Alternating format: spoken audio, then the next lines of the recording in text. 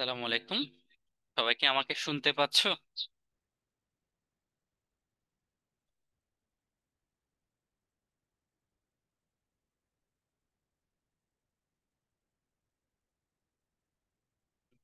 Sound তো clear মনে হচ্ছে।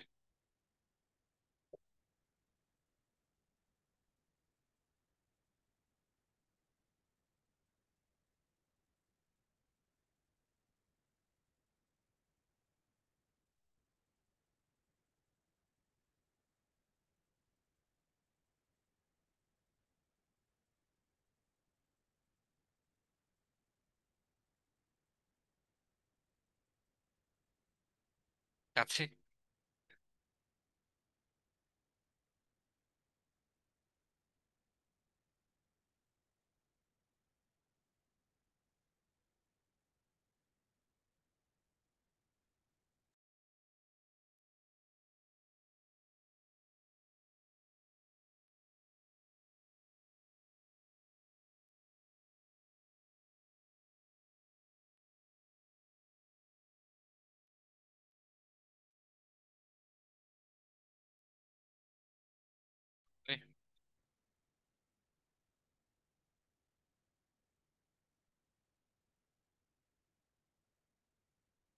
তোমার আছে তো, আমি শুরু করে দিতে পারি নাকি ক্লাস? ফুল হয়নি তো, আসে নাই। আচ্ছা আচ্ছা। আহ, প্রিয় শিক্ষার্থীরা, সবাই আমাকে আশা করে শুনতে পাচ্ছো। আমরা অল্প কিছুক্ষণের মধ্যে আমাদের ক্লাসটা শুরু করে দিতে যাচ্ছি। আমাদের যে দুইটা চৌম্বকের চ্যাপ্টার আছে, একটা হচ্ছে কি তড়িৎ প্রবাহের চৌম্বকীয়, আর একটা হচ্ছে আমাদের আবেশের যে দুইটা চ্যাপ্টার আছে, এই দুইটা চ্যাপ্টার আমরা অল্প কিছুক্ষণের মধ্যে শুরু করে দিব। তোমরা জাস্ট রিল্যাক্সে, যারা কানে ইয়ারফোন দিয়েছো তারা জাস্ট শুনবে, ঠিক আছে? এক্ষেত্রে আহামরি যে কষ্ট করতে হবে তোমাদের এমন না, জাস্ট রিল্যাক্সে কথাগুলো শোনো, এখান থেকেই তোমরা মোটামুটি কমন পাবে। আচ্ছা, এখন ফাইনালি আমাকে বলো তোমরা শুনতে পাচ্ছ কিনা, এরপর আমি এই, ঠিক 5 মিনিট অর্থাৎ 7টা 5-এ ক্লাস শুরু করে দিচ্ছি।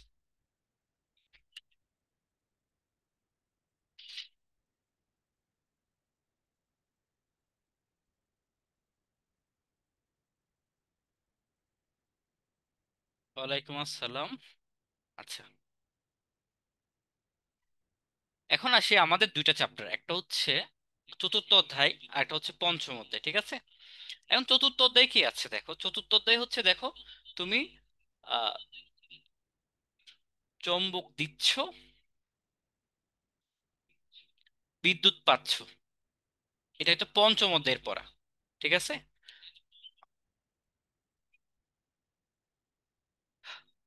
আর তুমি বিদ্যুৎ দিচ্ছ।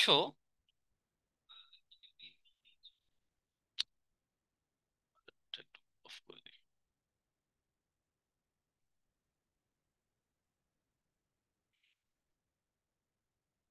চৌম্বক পাচ্ছ। হুম। এটা হচ্ছে তোমার চতুর্থ অধ্যায়ের পড়া। তাহলে দুইটা অধ্যায় আমরা ঢুকতেছি, আগে বেসিকটা মাথায় রাখবো যে আমাদের বেসিক হচ্ছে তুমি চতুর্থ অধ্যায়ে বিদ্যুৎ দিচ্ছ, চৌম্বক পাচ্ছ। পঞ্চম অধ্যায়ে চৌম্বক দিচ্ছ, বিদ্যুৎ পাচ্ছ। বাস্তব উদাহরণ দিই, যেমন তোমাদের দেখো জেনারেটর। জেনারেটর কি হচ্ছে, তুমি কি বিদ্যুৎ পাচ্ছ নাকি বিদ্যুৎ দিচ্ছ? বিদ্যুৎ পাচ্ছ। তো বিদ্যুৎ যেটাতে পাচ্ছ সেটা পঞ্চম অধ্যায়ে যাবে। আর যেটাতে তুমি বিদ্যুৎ দিচ্ছ, যেমন তোমার ফ্যান, মোটর, হ্যাঁ, মোটরে কি হচ্ছে, তুমি বিদ্যুৎ দিচ্ছ, জিনিসটা ঘুরতেছে। তাহলে যেটাতে তুমি বিদ্যুৎ ইনপুট করতেছো সেটা হচ্ছে চতুর্থ অধ্যায়ের পড়া, আর যেখানে বিদ্যুৎ পাচ্ছ সেটা হচ্ছে পঞ্চম অধ্যায়ের পড়া। এটা হচ্ছে আমাদের দুইটা অধ্যায় বেসিক, আমরা শুরু করতে যাচ্ছি। আসি, এই যে তুমি চুম্বক দিচ্ছ, বিদ্যুৎ পাচ্ছ, এটাকে বলা হচ্ছে তড়িৎ প্রবাহের তড়িৎ চৌম্বকীয় আবেশ, পঞ্চম অধ্যায়। আর যেখানে তুমি বিদ্যুৎ অলরেডি আছে, তুমি বিদ্যুৎ দিয়ে চৌম্বক পাচ্ছ, সেটাকে বলা হয় তড়িতের চৌম্বক ক্রিয়া। আচ্ছা, এখন খুব ইম্পর্টেন্ট এমসিকিউ, এটা কে আবিষ্কার করেছে, এটা কে আবিষ্কার করেছে? তাহলে এই যে জিনিসটা, এটা আবিষ্কার করেছে ওয়েরস্টেড। আর এই যে আমরা পঞ্চম অধ্যায়ে যেটা করব সেটা হচ্ছে ফ্যারাডে। তার মানে দুইটা অধ্যায়ের যে দুইটা বেসিক, আশা করি বুঝতে পেরেছো, ঠিক আছে, তাহলে এই অধ্যায়ে আমরা পড়বো হচ্ছে কে, বিজ্ঞানী ওয়েরস্টেড। তাহলে আমাদের প্রথম ইম্পর্টেন্ট এমসিকিউ, ওয়েরস্টেড হচ্ছে তড়িৎ প্রবাহের চৌম্বকীয় আবিষ্কার করেছে। ঠিক আছে।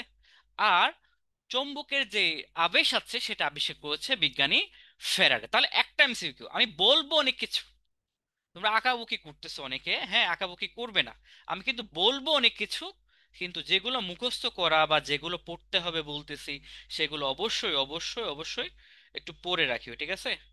আচ্ছা, আর তোমাদের কোয়েশ্চেন থাকলে জানাতে পারো।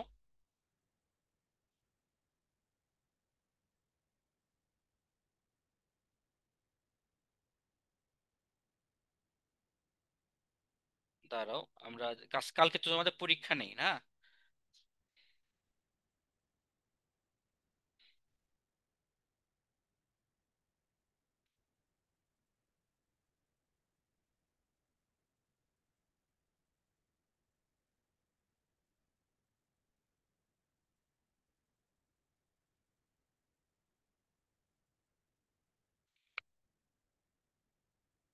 গেল।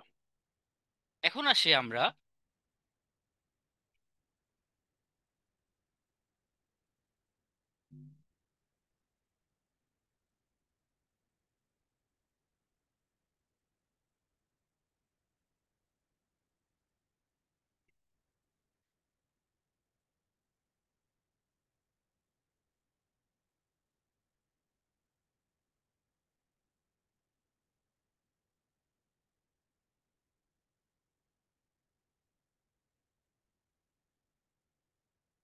এখন আমরা আসি যে আমাদের যে বললাম যে বিদ্যুৎ দিলে চৌম্বক পাচ্ছ, বা বিদ্যুতের যে চৌম্বক প্রবাহ আছে, এই চারপাশে বিদ্যুৎ দিলে চৌম্বক প্রবাহ সৃষ্টি হচ্ছে বা চৌম্বক ক্ষেত্র সৃষ্টি হচ্ছে, সেটা ওয়ারস্টেড আবিষ্কার করেছে। এবং এখানে যতক্ষণ মনে রাখবা, এই বিদ্যুৎটা, হুম, বিদ্যুৎটা যতক্ষণ যাবে, এই প্রবাহটা বা এই চৌম্বক ক্ষেত্রটা আমি ততক্ষণ পাবো। তাহলে আমাদের এখানে দুইটা টার্ম আমাদের চলে আসবে, একটা হচ্ছে চৌম্বক ক্ষেত্র, আর একটা হচ্ছে বিদ্যুৎ প্রবাহ। তাহলে দুইটার মধ্যে একটা রিলেশন আমরা এখন স্থাপন করব, ক্লিয়ার? এখানে দেখো, যে চৌম্বকের প্রবাহের একটা দিক আছে না, সেটা হচ্ছে ফ্লেমিং এর ডান হস্তনীতি। তাহলে এই যে চৌম্বকের যে আমরা দিক নির্ণয় করব, সেটা কিসের কিসের মাধ্যমে নির্ণয় করব? ফ্লেমিং এর ডান হস্তনীতিতে। এখন আসি, এই যে চৌম্বক ক্ষেত্র, এই যে চৌম্বক ক্ষেত্র একটা তারের পাশে, সেই চৌম্বক ক্ষেত্রের একটা মান আছে যেটাকে আমরা বি দ্বারা প্রকাশ করছি। চৌম্বক ক্ষেত্রের একক কি? মনে রাখবা, চৌম্বক ক্ষেত্রের একক হচ্ছে বিজ্ঞানী টেসলা আবিষ্কার করেছে, এটাকে বলা হয়, সেই অনুযায়ী টেসলা বলা হচ্ছে। আমরা যখন পঞ্চম অধ্যায়ে গিয়ে পড়বো, তখন আমরা একটা ইকুয়েশন পাবো যে বি ইজ ইকুয়াল টু, এটাকে বলা হয় ফাই বাই এ। চৌম্বক ক্ষেত্রকে চৌম্বক ঘনত্ব বলা হচ্ছে। তাহলে দেখো, ইন দিস কেস, তাহলে এই যে ফাই বা ফ্লাক্স, এটার একক কিন্তু ওয়েবার। তাহলে চৌম্বক ক্ষেত্রের আরো একটা একক হচ্ছে, আমরা জানবো, ওয়েবার পার মিটার স্কোয়ার। তাহলে আমরা দুইটা একক জানলাম, একটা হচ্ছে কি আমাদের বি, অর্থাৎ চৌম্বক ক্ষেত্রে দুইটা একক, একটা হচ্ছে ওয়েবার পার মিটার স্কোয়ার, আর একটা হচ্ছে টেসলা। এই অধ্যায় থেকে এককটা ইম্পর্টেন্ট, এটা কিসের একক? চৌম্বক ক্ষেত্রের একক। এই অধ্যায়ের ইম্পর্টেন্ট হচ্ছে এককগুলা। ঠিক আছে স্যার? এখন আমরা আসি, এই চৌম্বক ক্ষেত্র মানেই একটা বল পাবা, যেখানে ক্ষেত্র থাকবে সেখানে একটা কি পাচ্ছ? বল পাচ্ছ। এখন এই বলটা আমরা পরের পেজে গিয়ে হয়তো জানবো একসাথে, সে বলটা হচ্ছে F is equal to Q V V sine theta. অর্থাৎ ধরো, একটা একটা তারের মধ্য দিয়ে ইলেকট্রন যাচ্ছে, এর চারপাশে একটা চৌম্বক ক্ষেত্র সৃষ্টি হচ্ছে, চৌম্বক ক্ষেত্রের ফলে একটা বল পাচ্ছ, সে বলের মান হচ্ছে Q V B sine theta. বুঝাতে পেরেছি? তাহলে এখান থেকে আসি, B is equal to F Q V. তাহলে এফ এর একক তুমি জানো নিউটন, এটার একক তুমি জানো পার কুলম, আর ভি এম এস ইনভার্স মানে, তাহলে এখানে কি হয়ে যাবে?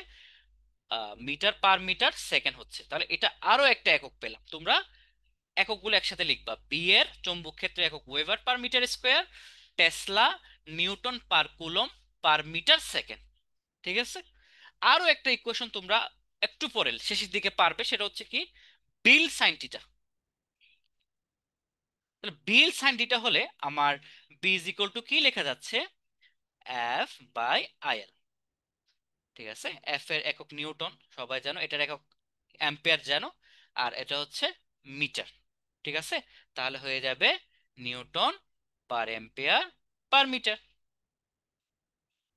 তাহলে চারটা একক আমি কখনো লাইফে এভাবে খুঁটিয়ে খুঁটিয়ে একক মুখস্থ করি নাই। ইকুয়েশন যদি মনে রাখতে পারো যে Q V V sine theta, B L sine theta, হ্যাঁ, তাহলে তোমার এই চারটা একক খুব ইজিলি পারবা। এখানে এই অধ্যায় থেকে এখান থেকে আসবে হচ্ছে এই এককগুলো। তাহলে আমি এককগুলো তো আমরা পারবো, আর একটা চালাকি করতে পারো। ঠিক আছে, সেই চালাকিটা হচ্ছে কি, দেখো তোমরা ফ্লাক্সের, হুম, ফ্লাক্স ইজ ইকুয়াল টু বা সাই ইজ ইকুয়াল টু এবি, এটা আমরা পরের অধ্যায়ে জানবো। তারপরে এখন জেনে রাখো ফ্লাক্স ঘন এটা হচ্ছে চৌম্বক বলরেখা, এটাকে বলা হয় চৌম্বক ক্ষেত্র, যেটা এতক্ষণ ধরে আমরা আলোচনা করেছি। ক্লিয়ার? সো এই যে চৌম্বক ক্ষেত্র, চৌম্বক ক্ষেত্রের আরেক নাম কি, ফ্লাক্স ঘনত্ব বলা হয়। ঠিক আছে, এই ফ্লাক্স ঘনত্বের চারটা একক আমরা পড়লাম না? যেমন আমরা টেসলা পড়লাম, ওয়েবার পার মিটার স্কোয়ার পড়লাম, তারপর আমরা কি পড়লাম, newton per coulomb per metre second পড়লাম, newton per metre per coulomb second পড়লাম, আরো একটা একক পড়লাম newton per ampere per metre পড়লাম। হুম, তাহলে এই চারটা একক কে যদি, একটা চালাকি হচ্ছে কি, তুমি মিটার স্কোয়ার দিয়ে যদি গুণ করে ফেলো, তাহলে তোমার ফ্লাক্সের এককও চলে আসলো। ঠিক আছে, তাহলে টেসলা মিটার স্কোয়ার, এটা কিসের একক লিখছি আমি, ফ্লাক্সের বা ফাইয়ের একক লিখতেছি, কেমন, ওয়েবার, তারপর হচ্ছে newton metre per coulomb second, অথবা নিউটন, ঠিক আছে, মিটার পার এম্পিয়ার। তাহলে আমরা এককগুলো জানলাম। তাহলে আশা করি বুঝতে পেরেছো না?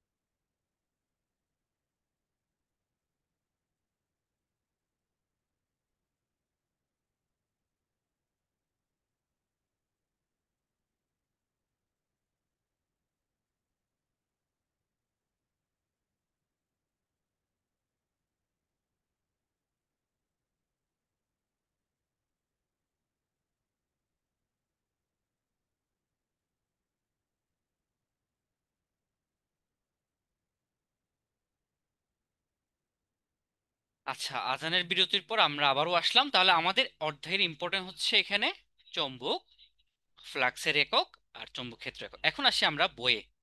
দেখো, এই ইকুয়েশনটা আমরা অলরেডি পড়ে ফেলেছি কিছুক্ষণ আগে, তোমরা অলরেডি বুঝেছো। ঠিক আছে, এখন আসি এই যে চৌম্বক ক্ষেত্রের দিক, সে দিক বের করা, জাস্ট আমরা দুইটা নাম মনে রাখবো।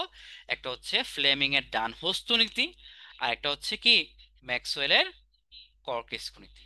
তাহলে জাস্ট নামটা মনে রাখবো, একটা হচ্ছে ফ্লেমিং এর ডান হস্ত নীতি, আর একটা হচ্ছে ম্যাক্সওয়েলের কর্কেস্কো নীতি। একটু বুঝাই হালকা, না বুঝলে তো আবার বলবে যে ভাইয়া কিছু বুঝে নাই, জাস্ট মুখস্থ করে গিয়েছে। দেখো, ডান হাত নিবা, হ্যাঁ, ডান হাত নেওয়ার পর, ঠিক আছে, এখানে তিনটা আঙ্গুল এভাবে করবা। ঠিক আছে, থ্রি ফিঙ্গার করার পর এটা হচ্ছে আমার এফ, মানে বল নির্দেশ করবে, এটা হচ্ছে আমার বি নির্দেশ করবে, আর এটা হচ্ছে আমার কি নির্দেশ করবে ফাইনালি, আমার হচ্ছে দিকটা নির্দেশ করবে বেগের। সো আমাদের অত না বুঝে আমরা মনে রাখবো এই চৌম্বক ক্ষেত্রের দিকটা, সূত্র হচ্ছে কি কি, ফ্লেমিং এর ডান ডান হস্ত নীতি আর হচ্ছে ম্যাক্সওয়েলের কর্ক নীতি। জিনিসটা ক্লিয়ার? এই ইকুয়েশনটা আমরা অলরেডি পড়ে আসছি যে এফ এর দুইটা ইকুয়েশন মনে রাখবা, F is equal to Q V V, V V sine theta, and also একটা নোট করে রাখবা, একটা হচ্ছে বিল সাইন থিটা। ঠিক আছে? তাহলে দুইটা একসাথে চলে আসে, তোমাদের জন্য ইজি জিনিসটা কোরিলেট করা। ক্লিয়ার? এখন আমরা কয়েকটা সংজ্ঞা ফ্লাক্স ফ্লাক্স ঘনত্ব নিয়ে অলরেডি আলোচনা করছি, মনে আছে তোমাদের কিনা?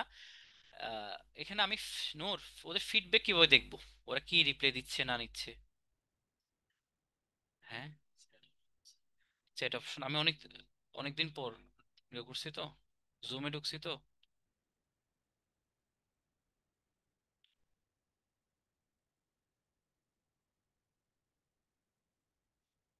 কই কই কই চ্যাট অপশন? পাইছি পাইছি পাইছি পাইছি। আচ্ছা, তোমাদের চ্যাটগুলো আমি দেখছিলাম না, তাহলে আশা করি বুঝেছো। ঠিক আছে, এককগুলো। এটা কিসের ক্লাস হচ্ছে? এটা পি 9 ক্লাস হচ্ছে, অর্থাৎ চৌম্বকের দুইটা অধ্যায়ের ক্লাস হচ্ছে। ক্লিয়ার? তাহলে আমরা অলরেডি ফ্লাক্সের একক এবং কালকে হওয়ার কথা ছিল না, না আজকে হওয়ার কথা ছিল স্যার। তোমার তো কালকে তুমি ফিজিক্স ফার্স্ট পড়বে না, তো তুমি পড়ার টাইম পাবে, দুইটা চ্যাপ্টার আজকে পড়ে ফেললে তো ভালো হয় না? ঠিক আছে এখন। আচ্ছা, ধন্যবাদ। তাহলে আমরা বুঝতে পেরেছি ফ্লাক্স কি, ফ্লাক্স ঘনত্ব কি, এককগুলো ইম্পর্টেন্ট স্যার। ক্লিয়ার? আচ্ছা, তাহলে দেখো অলরেডি চলে আসছে। আমি কিন্তু তোমাদের চারটা একক লিখে দিয়েছি, এগুলো চলে আসছে না স্যার? আচ্ছা, তো এখানে তিনটা আছে, তুমি আরো একটা এক্সট্রা পারো। ঠিক আছে, আরো একটা একক আমরা আগে ইউজ করতাম, গাউস। এটা আমাদের মেডিকেল অ্যাডমিশন টেস্টে খুব কমন একটা কোয়েশ্চেন, এক টেসলা সমান কত গাউস। আশা করি পারবে। তাহলে আমরা চৌম্বক ক্ষেত্র এবং ফ্লাক্স ঘনত্ব কি একক জানলাম। ঠিক আছে, এখন আসি এই ম্যাথটা। ইজি ম্যাথ মনে হতে পারে তোমাদের, কিন্তু মনে রাখবে এখানে জাস্ট প্যাচটা লাগে কোণে গিয়ে। হ্যাঁ, দেখো আমরা জানি phi is equal to A B cos theta. এখানে টিটার জায়গায় দেওয়া আছে 30 ডিগ্রি, হয়ে গেল 60 ডিগ্রি। কেন?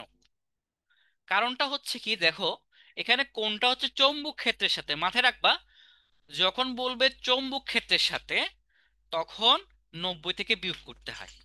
জিনিসটা হচ্ছে দেখো, আমার ধরো কোনো কারণে চৌম্বক ক্ষেত্র হচ্ছে এটা, তল হচ্ছে এটা। হুম, চৌম্বক ক্ষেত্র আমি এখানেই লিখে দিচ্ছি, বা নতুন একটা পেজ এনে, এটা হচ্ছে চৌম্বক ক্ষেত্র কথার কথা, এটা তো তল। তো মধ্যবর্তী কোণ হচ্ছে 90 ডিগ্রি। তাহলে আমি যদি বলি তলের দিকের সাথে কত ডিগ্রি, 0 ডিগ্রি। এখানে এ বি যে কস টিটাটা আছে, সেই টিটাটা মেইনলি তলের দিক, অর্থাৎ এটার সাথে এই কোণটা। তার মানে যদি প্রশ্নে বলে শর্টকাট যে চৌম্বক ক্ষেত্রের সাথে, তখন যে কোণটা আছে ওইটা থেকে 90 বিয়োগ করবে। আর যদি বলে চৌম্বক ক্ষেত্রের দিকের সাথে, যদি বলে চৌম্বক ক্ষেত্রের দিকের সাথে বা একটি তলের সাথে, বা একটি তলের দিকের সাথে, ঠিক আছে, তল বললে 90 থেকে বিয়োগ করবা। আর যদি তলের দিক বলে, তলের দিক, তখন কি হবে, যেটা আছে সেটা বসাই দিবা। বুঝাতে পেরেছি? বুঝছো কিনা বলো? শর্টকাট হচ্ছে তলের দিক থাকলে যেটা আছে সেটা বসাই দিবে। আর তল বললে শুধু অনলি তল বললে আমরা 90 থেকে বিয়োগ করব। বুঝতে পেরেছো কিনা বলো? না বুঝতে আবার বোঝাবো। আর তারপরও না বুঝলে মনে রাখবে এখানে এই 60 বসাই দিবা, কারণ মেডিকেলে বানানো অঙ্ক আসে না নর্মালি। ঠিক আছে? আচ্ছা, আবার বলতেছি একদম শর্টকাট। যদি তল থাকে আর চৌম্বক ক্ষেত্র থাকে, তখন 90 থেকে বিয়োগ করতে হয়। আর তলের দিক বললে, তলের দিক বললে কি হবে, তলের দিক বললে তখন যে কোণটা আছে সে কোণটা এখানে বসাই দিবা। ঠিক আছে? সানজিদা অনি, বোঝাতে পেরেছি তোমাকে নাকি আরেকটু বুঝাবো? আচ্ছা, এখন আসি ভায়োট সেভার্ট বা ল্যাপ্লাসের সূত্র। এই জিনিসটা কি? নাম দেখে কঠিন মনে হতে পারে, আসলে কঠিন নেই, এটা একদম পানির মতো সহজ। দেখো এখানে আমি অনেক পড়াইছি, আর লিবেনিটস তোমার দুইটা একক মুখস্থ করলে হয়ে যাচ্ছে। একটা হচ্ছে বি এর একক, একটা হচ্ছে ফাই এর একক। আর কিছু পড়ার তো নাই, কিন্তু একটু বুঝার জন্য কিন্তু অনেক কিছু বুঝতেছে, অধ্যায়টা বোঝাটা কঠিন কিন্তু পড়া সহজ কিন্তু, ঠিক আছে? এখন সেই বায়োট স্যাভার্ট এবং ল্যাপ্লাসের সূত্র। বায়োট স্যাভার্ট এবং ল্যাপ্লাস দুজন বিজ্ঞানী, নামগুলো কঠিন কঠিন দেখে মনে করিয়ে না, পড়াটাও কঠিন। দেখো, একটা তারের মধ্যে দিয়ে বিদ্যুৎ যাচ্ছে। এখন একটা পয়েন্টে, একটা বিন্দুতে, হ্যাঁ, কতটুক কি হবে, চৌম্বক ক্ষেত্র সৃষ্টি হবে, সেটা বের করার সূত্রটাই হচ্ছে বায়োট এবং ল্যাপ্লাসের সূত্র, ঠিক আছে? বায়োট সেভার্ট এবং ল্যাপ্লাসের সূত্র বলা হচ্ছে। তাহলে সূত্রটা কি? দেখো, আমি সূত্রটা একটু বুঝাই। যত বেশি প্রবাহ যাবে তত বেশি তুমি বি পাবা, এবং তারটা যত বেশি বড় হবে তত বেশি বি পাবা। আবার কোনটা মধ্যবর্তী কোণ, মনে করো এটাকে আমি যে মিডল পয়েন্ট ধরি, তাহলে এই কোণটা যত বেশি বড় হবে, মনে করো ছোট হলে তো এদিকে চলে যাচ্ছে, যত বড় হবে তত মানটা বেশি পাবা, তাহলে কোণের সমানুপাতিক। এবং দূরত্বের ব্যস্তানুপাতিক। মনে রাখবা, দূরত্ব বাড়লে সম্পর্কও কি হয়ে যায়, একটু দূরে চলে যায়। তেমনি আমাদের এখানেও যত বেশি দূরে দিবা তত বি এর মান কমতে থাকে। ক্লিয়ার? তাহলে পরীক্ষায় আসবে, পরীক্ষায় আসবে একদম ইজি, বি এর মান, চৌম্বক ক্ষেত্রের মান কার কার সমানুপাতিক, কার ব্যস্তানুপাতিক, প্রবাহের সমানুপাতিক, দৈর্ঘ্যের সমানুপাতিক, কোণের সমানুপাতিক, সাইনের মনে রাখবা, সাইন অনুপাতের সমানুপাতিক, আর দূরত্বের, বর্গের ব্যস্তানুপাতিক। ক্লিয়ার? তাহলে এই সূত্রটা কোথায় আছে? আমরা এখন বইয়ে চলে যাচ্ছি, এখানে আছে। ক্লিয়ার? এবং এই যে সমানুপাতিক চিহ্ন তোলার জন্য একটা ধ্রুবক নিয়ে আসতে হয়, যেটাকে আমরা কে দ্বারা প্রকাশ করি, K is equal to mu naught by 4 pi. এই মিউ নটের একক, মান এবং একক পরীক্ষায় আসছিল তোমাদের জন্য। 3 নাম্বার ইম্পর্টেন্ট লাইন হচ্ছে মিউ নটের মান একক। প্রথম ইম্পর্টেন্ট লাইন হচ্ছে দুইটা ওয়েরস্টেট, দ্বিতীয় ইম্পর্টেন্ট লাইন হচ্ছে এককগুলা, মানে ছোট ছোট এককগুলা। 3 নম্বর ইম্পর্টেন্ট লাইন হচ্ছে, এটা হচ্ছে 3 নম্বর ইম্পর্টেন্ট লাইন। তিনটা লাইন পড়বা, অনেক কিছু বুঝাচ্ছে বোঝানোর জন্য, কিন্তু এই 3 নম্বর লাইন হচ্ছে এই যে মিউনট, সেই মিউনটের মান এবং একক। একক তো মুখস্থ না রাখলেও চলে, এখান থেকে কিন্তু নিয়ে আসতে পারো চাইলে, ঠিক আছে? আর মানটা মনে রাখবা, 4 pi × 10⁻⁷ weber per metre per ampere. আর তোমরা জানো ওয়েবার পার মিটার স্কোয়ার সমান টেসলা, তাহলে টেসলা মিটার পার এম্পিয়ারও আমরা লিখতে পারি। এই এককটা কিন্তু আমি পরে গিয়ে আবার দরকার কেমন জিজ্ঞাসা করব। আচ্ছা, এখন দেখি বায়োট সেভার্টের যে সূত্রটা আমরা এনেছি, সেটার কিন্তু দুইটা, একটা লম্বা তারের ক্ষেত্রে একটা সূত্র হয়ে যাচ্ছে, আর একটা বৃত্তাকার তারের ক্ষেত্রে আর একটা সূত্র হচ্ছে। তো লম্বা তারের ক্ষেত্রে সূত্রটা হচ্ছে কি, জাস্ট সূত্রটা মনে রাখো। এখন তোমাদের প্রশ্ন, ভাইয়া যে একটু আগে যে পড়লাম, এইটা এটা আবার কি সূত্র?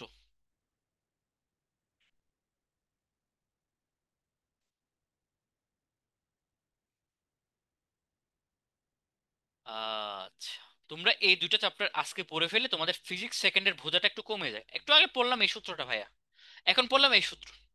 প্রথমটা হচ্ছে অনির্দিষ্ট, এটা এটা ডিভি ছিল কিন্তু, ঠিক আছে? এখন অনির্দিষ্ট একটা সূত্র মানে এটা হচ্ছে তোমার যে কোনো বস্তুর ক্ষেত্রে যে কোনো শেপ থাকতে পারে, যখন শেপটা লম্বা তার হয়ে যায় তখন আমরা ইন্টিগ্রেশন করে এই মানটা পাচ্ছি। ম্যাথ, ম্যাথের জন্য অত বেশি ইম্পর্টেন্ট, জাস্ট দেখার জন্য দেখা, অত বেশি যে আহামরি ইম্পর্টেন্ট না। এখন যদি এই জিনিসটা একটু গোলাকার হয়ে যায়, তখন সূত্র হয়ে যাবে mu not an I 2a বা 2r। তাহলে এটা হচ্ছে কার ক্ষেত্রে? লম্বা তারের ক্ষেত্রে। এটা হচ্ছে কার ক্ষেত্রে স্যার? বৃত্তাকার তারের ক্ষেত্রে। তাহলে আমি যদি একটু কনভাইন করতেছি পড়াটাকে, দেখো জিনিসটা কনফিউজড হওয়া যাবে না, ঠিক আছে? একটা হচ্ছে যে কোনো তারের ক্ষেত্রে কি হবে sir, D V is equal to, বা ডিভি সমানুপাতিক কিন্তু এই ক্ষেত্রে I D L sine theta by R square. এটা হচ্ছে সবার ক্ষেত্রে।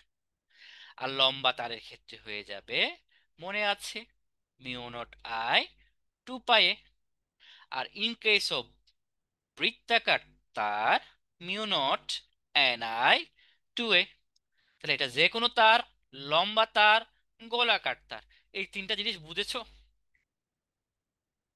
একটু রেসপন্স করিও, যদিও আমার অ্যাটেন্ডেন্স কম সলভ ক্লাস হিসেবে, কিন্তু খুব দরকার, আমার সাথে সাথে পড়ে ফেলো চ্যাপ্টারটা।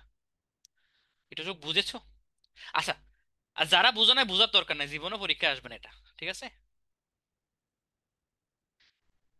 2r বা 2a, ব্যাসার্ধটা আর কি, ঠিক আছে? টু আরও হতে পারে, এও হতে পারে, ব্যাসার্ধটা, বৃত্তের ব্যাসার্ধটা। সুদীপ্ত বুঝেছো? না বুঝতে দরকার নাই, পরীক্ষায় আসবে না এটা। তো তিনটা লাইনের মধ্যে আমরা ফিক্সড আছে কোনো, কেমন? তিনটা লাইনগুলো তো মনে আছে স্যার, না? আচ্ছা, এখন আসি এম্পিয়ারের সূত্র, যদিও আমার বইয়ে দাগ নাই। মনে করো সব সময় যে বস্তুটা যে লম্বা থাকবে, বৃত্তাকার থাকবে, এমন তো না। অ্যাব্রু থ্যাব্রু থাকতে পারে, যেমন এই শেপটা অ্যাব্রু না। তো শেপটা তো আমার কি হতে পারে, বক্রাকার হতে পারে। তখন আমার এম্পিয়ার জাস্ট জাস্ট ইকুয়েশনটা মনে রাখো যে চৌম্বক ক্ষেত্রে সমাকলনের রৈখিক মান হবে আমার প্রবাহের মিউ নট গুণ।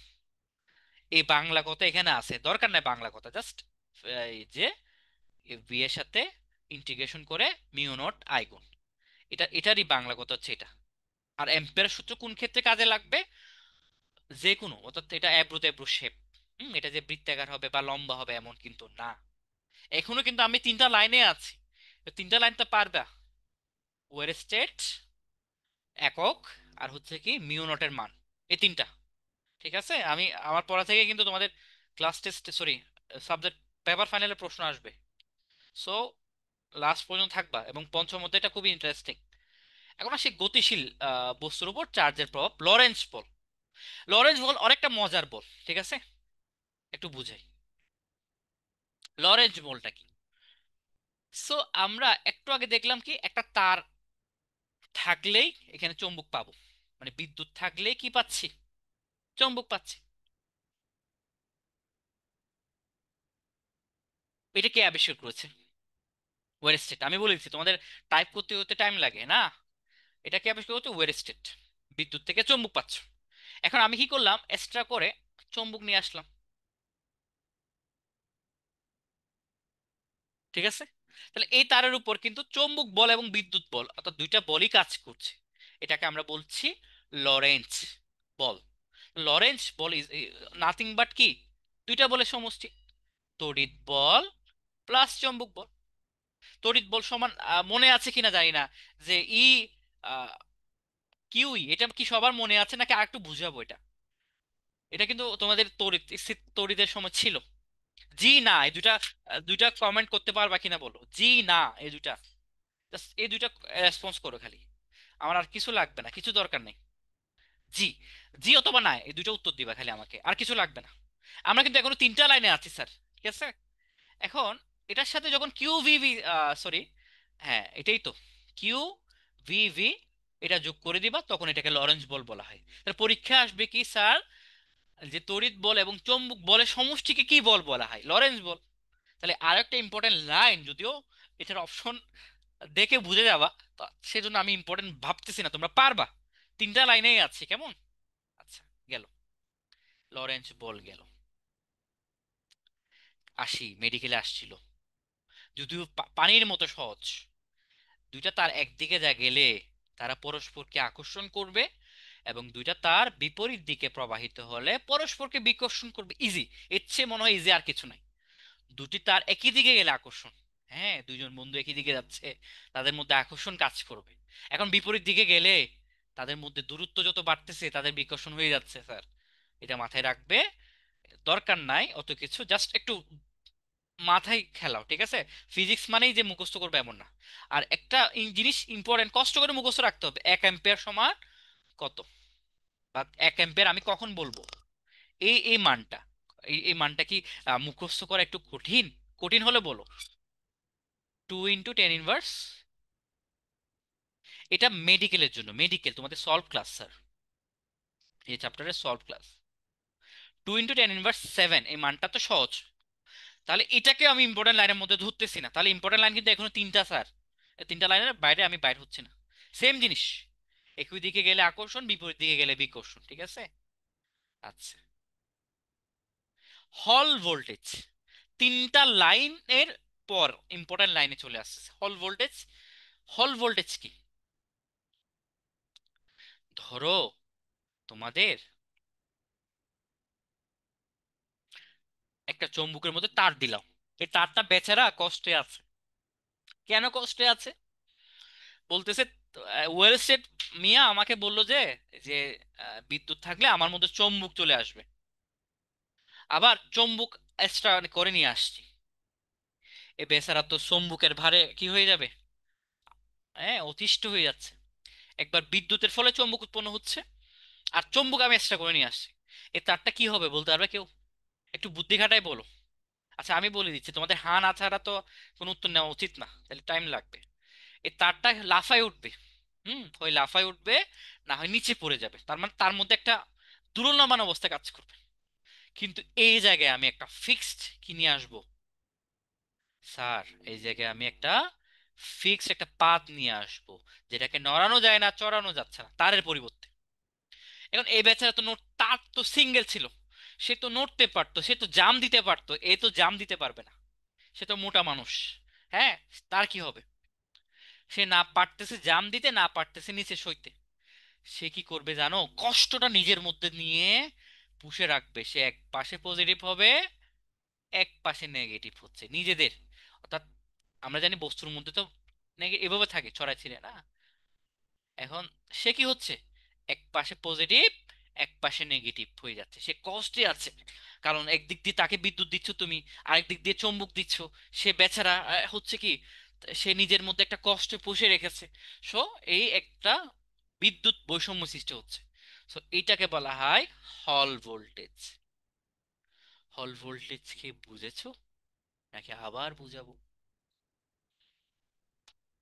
জি বা না দুইটা রিপ্লাই তো দিতে পারো স্যার।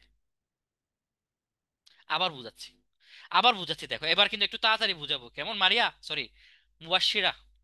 দেখো, তার ওয়ারেস্টেড মিয়া কি বলছে? এই যে আঁকাবুকি করতেছো কেন এখানে, তোমরা কি ছোট বাচ্চা? তার, তারের মধ্যে বিদ্যুৎ থাকলে চৌম্বক থাকবে, এটা তো ওয়ারেস্টেড মিয়া প্রমাণ করছে না? ওয়ারেস্টেড মিয়া প্রমাণ করছে কি, তা বিদ্যুৎ থাকলে চৌম্বক থাকবে। এখন তুমি কাবিলাতি করে কি আসছো, চৌম্বক নিয়ে আসছো। এখন এই তার বেচারা কই যাবে? যে ওয়েরেস্টার বলছে যে বিদ্যুৎ থাকলে চুম্বক থাকবে। তারপর হচ্ছে কি, তুমি কাবিলতে হয়ে তুমি মিস্টার এই যে কে, শাহরিয়া, তুমি কি করলা, চুম্বক নিয়ে আসলা। এই তার বেচারা কই যাবে? এই তার বেচারা তখন লাফায় উঠবে বা নিচে পড়বে। তা তারের ক্ষেত্রে সমস্যা হয় না, সমস্যা হয় একটা মোটা জিনিস আনলে, একটা পাত নিয়ে আসলে। তো পাতের মধ্যে তো বিদ্যুৎ আছে, চুম্বক থাকবে। তো তার মধ্যে আলাদা চুম্বক নিয়ে আসছো, সে তো লাফাইতে পারতেছে না, কিছু করতে পারতেছে না, তার কষ্ট নিজের মধ্যে পুষে রাখবে। পুষে রাখলে কি হবে, একটা এক পাশ পজিটিভ হবে, এক পাশ নেগেটিভ হবে। হ্যাঁ, সেজন্য এখানে একটা ভোল্টেজ সৃষ্টি হচ্ছে, তাকে বলা হয় হোল ভোল্টেজ। বুঝলে বুঝো, না বুঝলে না বুঝার দরকার নাই, পরীক্ষা আসবে না। এখান থেকে কি প্রশ্ন দিয়ে বলো, এমসিকিউ কি হবে, হল ভোল্টেজ কাকে বলে আসবে? জীবনেও আসবে না। তো এমনি বুঝাইছি আর কি, জিনিসটা না বুঝলে কিন্তু অধ্যায়টা কঠিন কঠিন লাগতো, আসলে অধ্যায়টা কঠিন না, এখনো তিনটা লাইনেই আছে। সো হল ভোল্টেজ এখন বয়ে চলে যায় কেমন। জিনিসটা বুঝে গেছো, চিত্র দিয়ে বুঝে গেছো আশা করি। এই হল ভোল্টেজ কে আবিষ্কার করেছে, হল নাম যেহেতু আছে হলই থাকবে, হ্যাঁ, এটা মুখস্থ করার কিছু আছে? হল, হল ভোল্টেজ মানে হল আবিষ্কার করছে, হ্যাঁ। জাস্ট ইকুয়েশনটা কষ্ট করে একটু, V I anti Q, V I anti Q, V I anti Q, ঠিক আছে, ভিআই অ্যান্টি কিউ এবং মনে রাখতে পারো এই হোল ভোল্টেজের মান চৌম্বক ক্ষেত্র যেটা তুমি নিয়ে আসছো তার উপর, পাশাপাশি আই এর উপর যেটা তারের মধ্য দিয়ে যাচ্ছে, এন হচ্ছে তোমার চার্জের সংখ্যা, হুম, টি হচ্ছে পুরুত্ব, কিউ হচ্ছে চার্জ। তাহলে অ্যান্টি কিউ এবং মনে রাখতে পারো। তাহলে এই হল ভোল্টেজ থেকে একটা লাইনে মনে রাখবে, এটাকে আমি 4 নম্বর ইম্পর্টেন্ট লাইন হিসেবে রাখতে পারি। তাহলে আমরা 4টা লাইনে মুখস্থ করবো, জাস্ট আর কিছু লাগবে না। ঠিক আছে, আগাচ্ছি কেমন। এই বিল সাইন থিটা মনে আছে কিনা, প্রথমে বলছিলাম যে F is equal to Q V V sine theta অথবা বিল সাইন থিটা। হ্যাঁ, তাহলে এই বিল সাইন থিটা কি পাইছো? আমি যদিও আমি শর্টকাট করার জন্য বিল সাইন থিটা এটা আয় আগে হয় আর কি নর্মালি, ঠিক আছে। আমি তোমাদেরকে মুখস্থ করানোর জন্য বিল সাইন থিটাটা আগে নিয়ে আসছি আর কি, ঠিক আছে। তাহলে ইকুয়েশনটা আমরা পড়েছি, ইকুয়েশনটা দরকার নেই আমাদের, ঠিক আছে। এখানে ইম্পর্টেন্ট হচ্ছে টাও। টাও এর কথা কি তোমাদের মনে আছে? সেটাও আমরা নিউটনের বলবিদ্যা পড়েছি, ঘূর্ণন যে বলটাকে আমরা টাও বলছি, টর্ক, এই তো। সো টর্কটা হচ্ছে কি, নিয়াপ, নিয়াপ হচ্ছে একজনের নাম, টর্ক ইকুয়াল নিয়াপ। হুম, নিয়াপ, নিয়াপ থেকে বি বাদ দিলে বাকিটাকে বলা হয় ভ্রামক। নিয়াপ থেকে কি বাদ দিলে? বি বাদ দিলে, অর্থাৎ টাও ইজ ইকুয়াল টু নিয়াপ। নিয়াপ নিয়াপ কারণ নাম আছে। এই নিয়াপ থেকে যদি গিয়া বাদ দাও, কি বাদ দাও? বি বাদ দাও, নিয়া। এটাকে বলা হয় ভ্রামক, এটাকে বলে টর্ক, এটা তো পারো। ঠিক আছে, এখন আসি এই যে 5 নম্বর ইম্পর্টেন্ট লাইন, এই যে ভ্রামক, এই ভ্রামকের একক কি তোমরা নিজেরাই বলে, এটা কি তোমাদের কি এখানে মুখস্থ করার কিছু আছে? এনের তো একক নাই। আয়ের একক এম্পিয়ার, হ্যাঁ এম্পিয়ার আসছে। ক্ষেত্রফলের একক মিটার স্কোয়ার। সো এতে ইম্পর্টেন্ট হচ্ছে একক স্যার। তো চৌম্বক ভ্রামকের একক হচ্ছে এম্পিয়ার মিটার স্কোয়ার, 5 নম্বর ইম্পর্টেন্ট লাইন, ঠিক আছে। আচ্ছা গেল, তো একদম সহজ। হ্যাঁ, কিছু তো নাই, এই অঙ্কটা একটু দেখতে পারো, আমাদের বিভিন্ন পরীক্ষা দিয়ে দেয় যে আহ, একদম সহজ। ব্যাসার্ধের অনুপাত 1/3 দেওয়া আছে। ভ্রামক সমান, ভ্রামক সমান কি? নিয়া। নিয়াপ হচ্ছে টর্ক। নিয়াপ থেকে বি বাদ দিলে নিয়া হচ্ছে কি স্যার? ভ্রামক। নিয়া টর্ক, নিয়া ভ্রামক, ঠিক আছে। তার মানে এনটাও বাদ দিতে পারো। তাহলে এটা হচ্ছে আমার ভ্রামক, তাহলে এটা এটা সমান, এটাকে 1 2 সমান। সো ব্যস্তানুপাতিক সম্পর্ক, বর্গের ব্যস্তানুপাতিক, 1/3 হলে এটা হয়ে যাবে 9/1। বইয়ের যেহেতু ছোট ছোট ম্যাথ গুলো করবা, সহজ জিনিস, এগুলো স্কিপ করবা না স্যার, ঠিক আছে। যে কোনো কোনো কোনো জায়গায় কাজ করবে। সো এটাকে আমরা ইম্পর্টেন্ট ধরে 6 নম্বর ইম্পর্টেন্ট লাইন ধরে আগাতে পারি, ঠিক আছে। আমি কিন্তু লাইন মুখস্থ করাচ্ছি 6টা, বাকিগুলো দরকার নাই, জাস্ট মনে রাখবা এক ভোর ম্যাগনেট সমান কত। এইটা মানটা মনে রাখবা, 9.23 into 10 inverse 24 ampere metre square. Ampere metre square হচ্ছে চৌম্বক ভ্রামকের একক, আর এটা হচ্ছে একটা ইলেকট্রনের ভ্রামক হচ্ছে এটা। ক্লিয়ার? তাহলে এই এই মানটা মুখস্থ রাখতে হবে, তাহলে মুখস্থ হচ্ছে এটা। আর মুখস্থ হচ্ছে মিউ নটের মান মুখস্থ করতে বলছি। মিউ নটের মান আমাদের অনেকের মুখস্থ হয়ে গেছে না, আমারও মুখস্থ, আমি জীবনেও মুখস্থ পারতাম না, বুঝছো। আমার তোমাদের হচ্ছে এই, আমি যখন স্টুডেন্ট ছিলাম আমি কোনো মান মুখস্থ করতাম না এরকম, মানে চোখ, মানে বারবার ট্রাই করতাম, পরীক্ষার হলে অপশন দেখে মনে রাখতো, ঠিক আছে। ফিজিক্সে মুখস্থ করা কিছু নেই। তাহলে এটাকে আমি 7 নম্বর ইম্পর্টেন্ট লাইন ধরতেছি। তাহলে আমাদের এই অধ্যায়ের প্রথম টপিক্স, এই অধ্যায়কে আমি 2 টপিক্সে ভাগ করে পড়াচ্ছি। প্রথম টপিক্সে 7টা লাইন ইম্পর্টেন্ট, 7টা লাইন আছে তোমাদের, কিন্তু আমি সব পড়াইছি। এমন না যে বলতে পারবা ভাইয়া 7টা লাইন ছাড়া কিছু পড়া নাই। প্রত্যেকটা টপিক্স কিন্তু বুঝাই দিছি, কিন্তু মুখস্থ করতে বলছি 7টা লাইন। তো 7টা লাইন কি কি আমি একটু রিভিউ, যারা পরের ক্লাসে আসছো তাদের জন্য। ওয়ের স্টেট, ওয়ের স্টেট হচ্ছে কি? চতুর্থ অধ্যায়। হ্যাঁ, আর পঞ্চম অধ্যায়ের আবিষ্কার হচ্ছে ফ্যারাডে, ওটা আরেক আলাদা জিনিস, ওটা তো তুমি বিদ্যুৎ পাচ্ছ। এই অধ্যায়ে তুমি বিদ্যুৎ দিচ্ছ, ফ্যানে ফ্যানে তুমি কি বিদ্যুৎ দিচ্ছ না বিদ্যুৎ পাচ্ছ? দিচ্ছ, পাচ্ছ, এটা বলবা খালি উত্তরে। ফ্যানে তুমি কি বিদ্যুৎ দিচ্ছ না পাচ্ছ? দিচ্ছ, পাচ্ছ, এটা লিখতে এত লাগবে, দিচ্ছ। তাহলে এটা চতুর্থতেই, এ ফ্যানে বিদ্যুৎ পাচ্ছ। জান্নাত দিনা, তুমি ফ্যান থেকে কি বিদ্যুৎ পাইছো? তোমার ফ্যানে কি গিয়ে আছে? জান্নাতুল নূর দিনা, তোমার ফ্যানে লাইট আছে? ফ্যানে কি বিদ্যুৎ পাচ্ছ না দিচ্ছ? দিচ্ছ, তুমি বিদ্যুৎ দিয়ে ঘূর্ণন পাচ্ছ। দিনা, বুঝেছো? হ্যাঁ। তো যেটাতে দিচ্ছ সেটা হচ্ছে চতুর্থ অধ্যায়, মনে রাখবা। যেটাতে দিচ্ছ সেটা চতুর্থ অধ্যায়, আর যেটাতে পাচ্ছ সেটা হচ্ছে পঞ্চম অধ্যায়। যেমন জেনারেটর, জেনারেটরে বিদ্যুৎ পাচ্ছ, পঞ্চম অধ্যায়। ট্রান্সফরমারে বিদ্যুৎ পাচ্ছ, পঞ্চম অধ্যায়। তারপর তোমার ফ্যানে বিদ্যুৎ দিচ্ছ, চতুর্থ অধ্যায়। মোটরে বিদ্যুৎ দিচ্ছ, চতুর্থ অধ্যায়। চতুর্থ অধ্যায় হচ্ছে ফ্যারাডে, সরি ওয়েরস্টেড। পঞ্চম অধ্যায় হচ্ছে ফ্যারাডে। তাহলে 7টা লাইন কি কি? ওয়েরস্টেড 1 নম্বর লাইন গেল। এককগুলো গেল, এককগুলো তো আমরা পারবো না।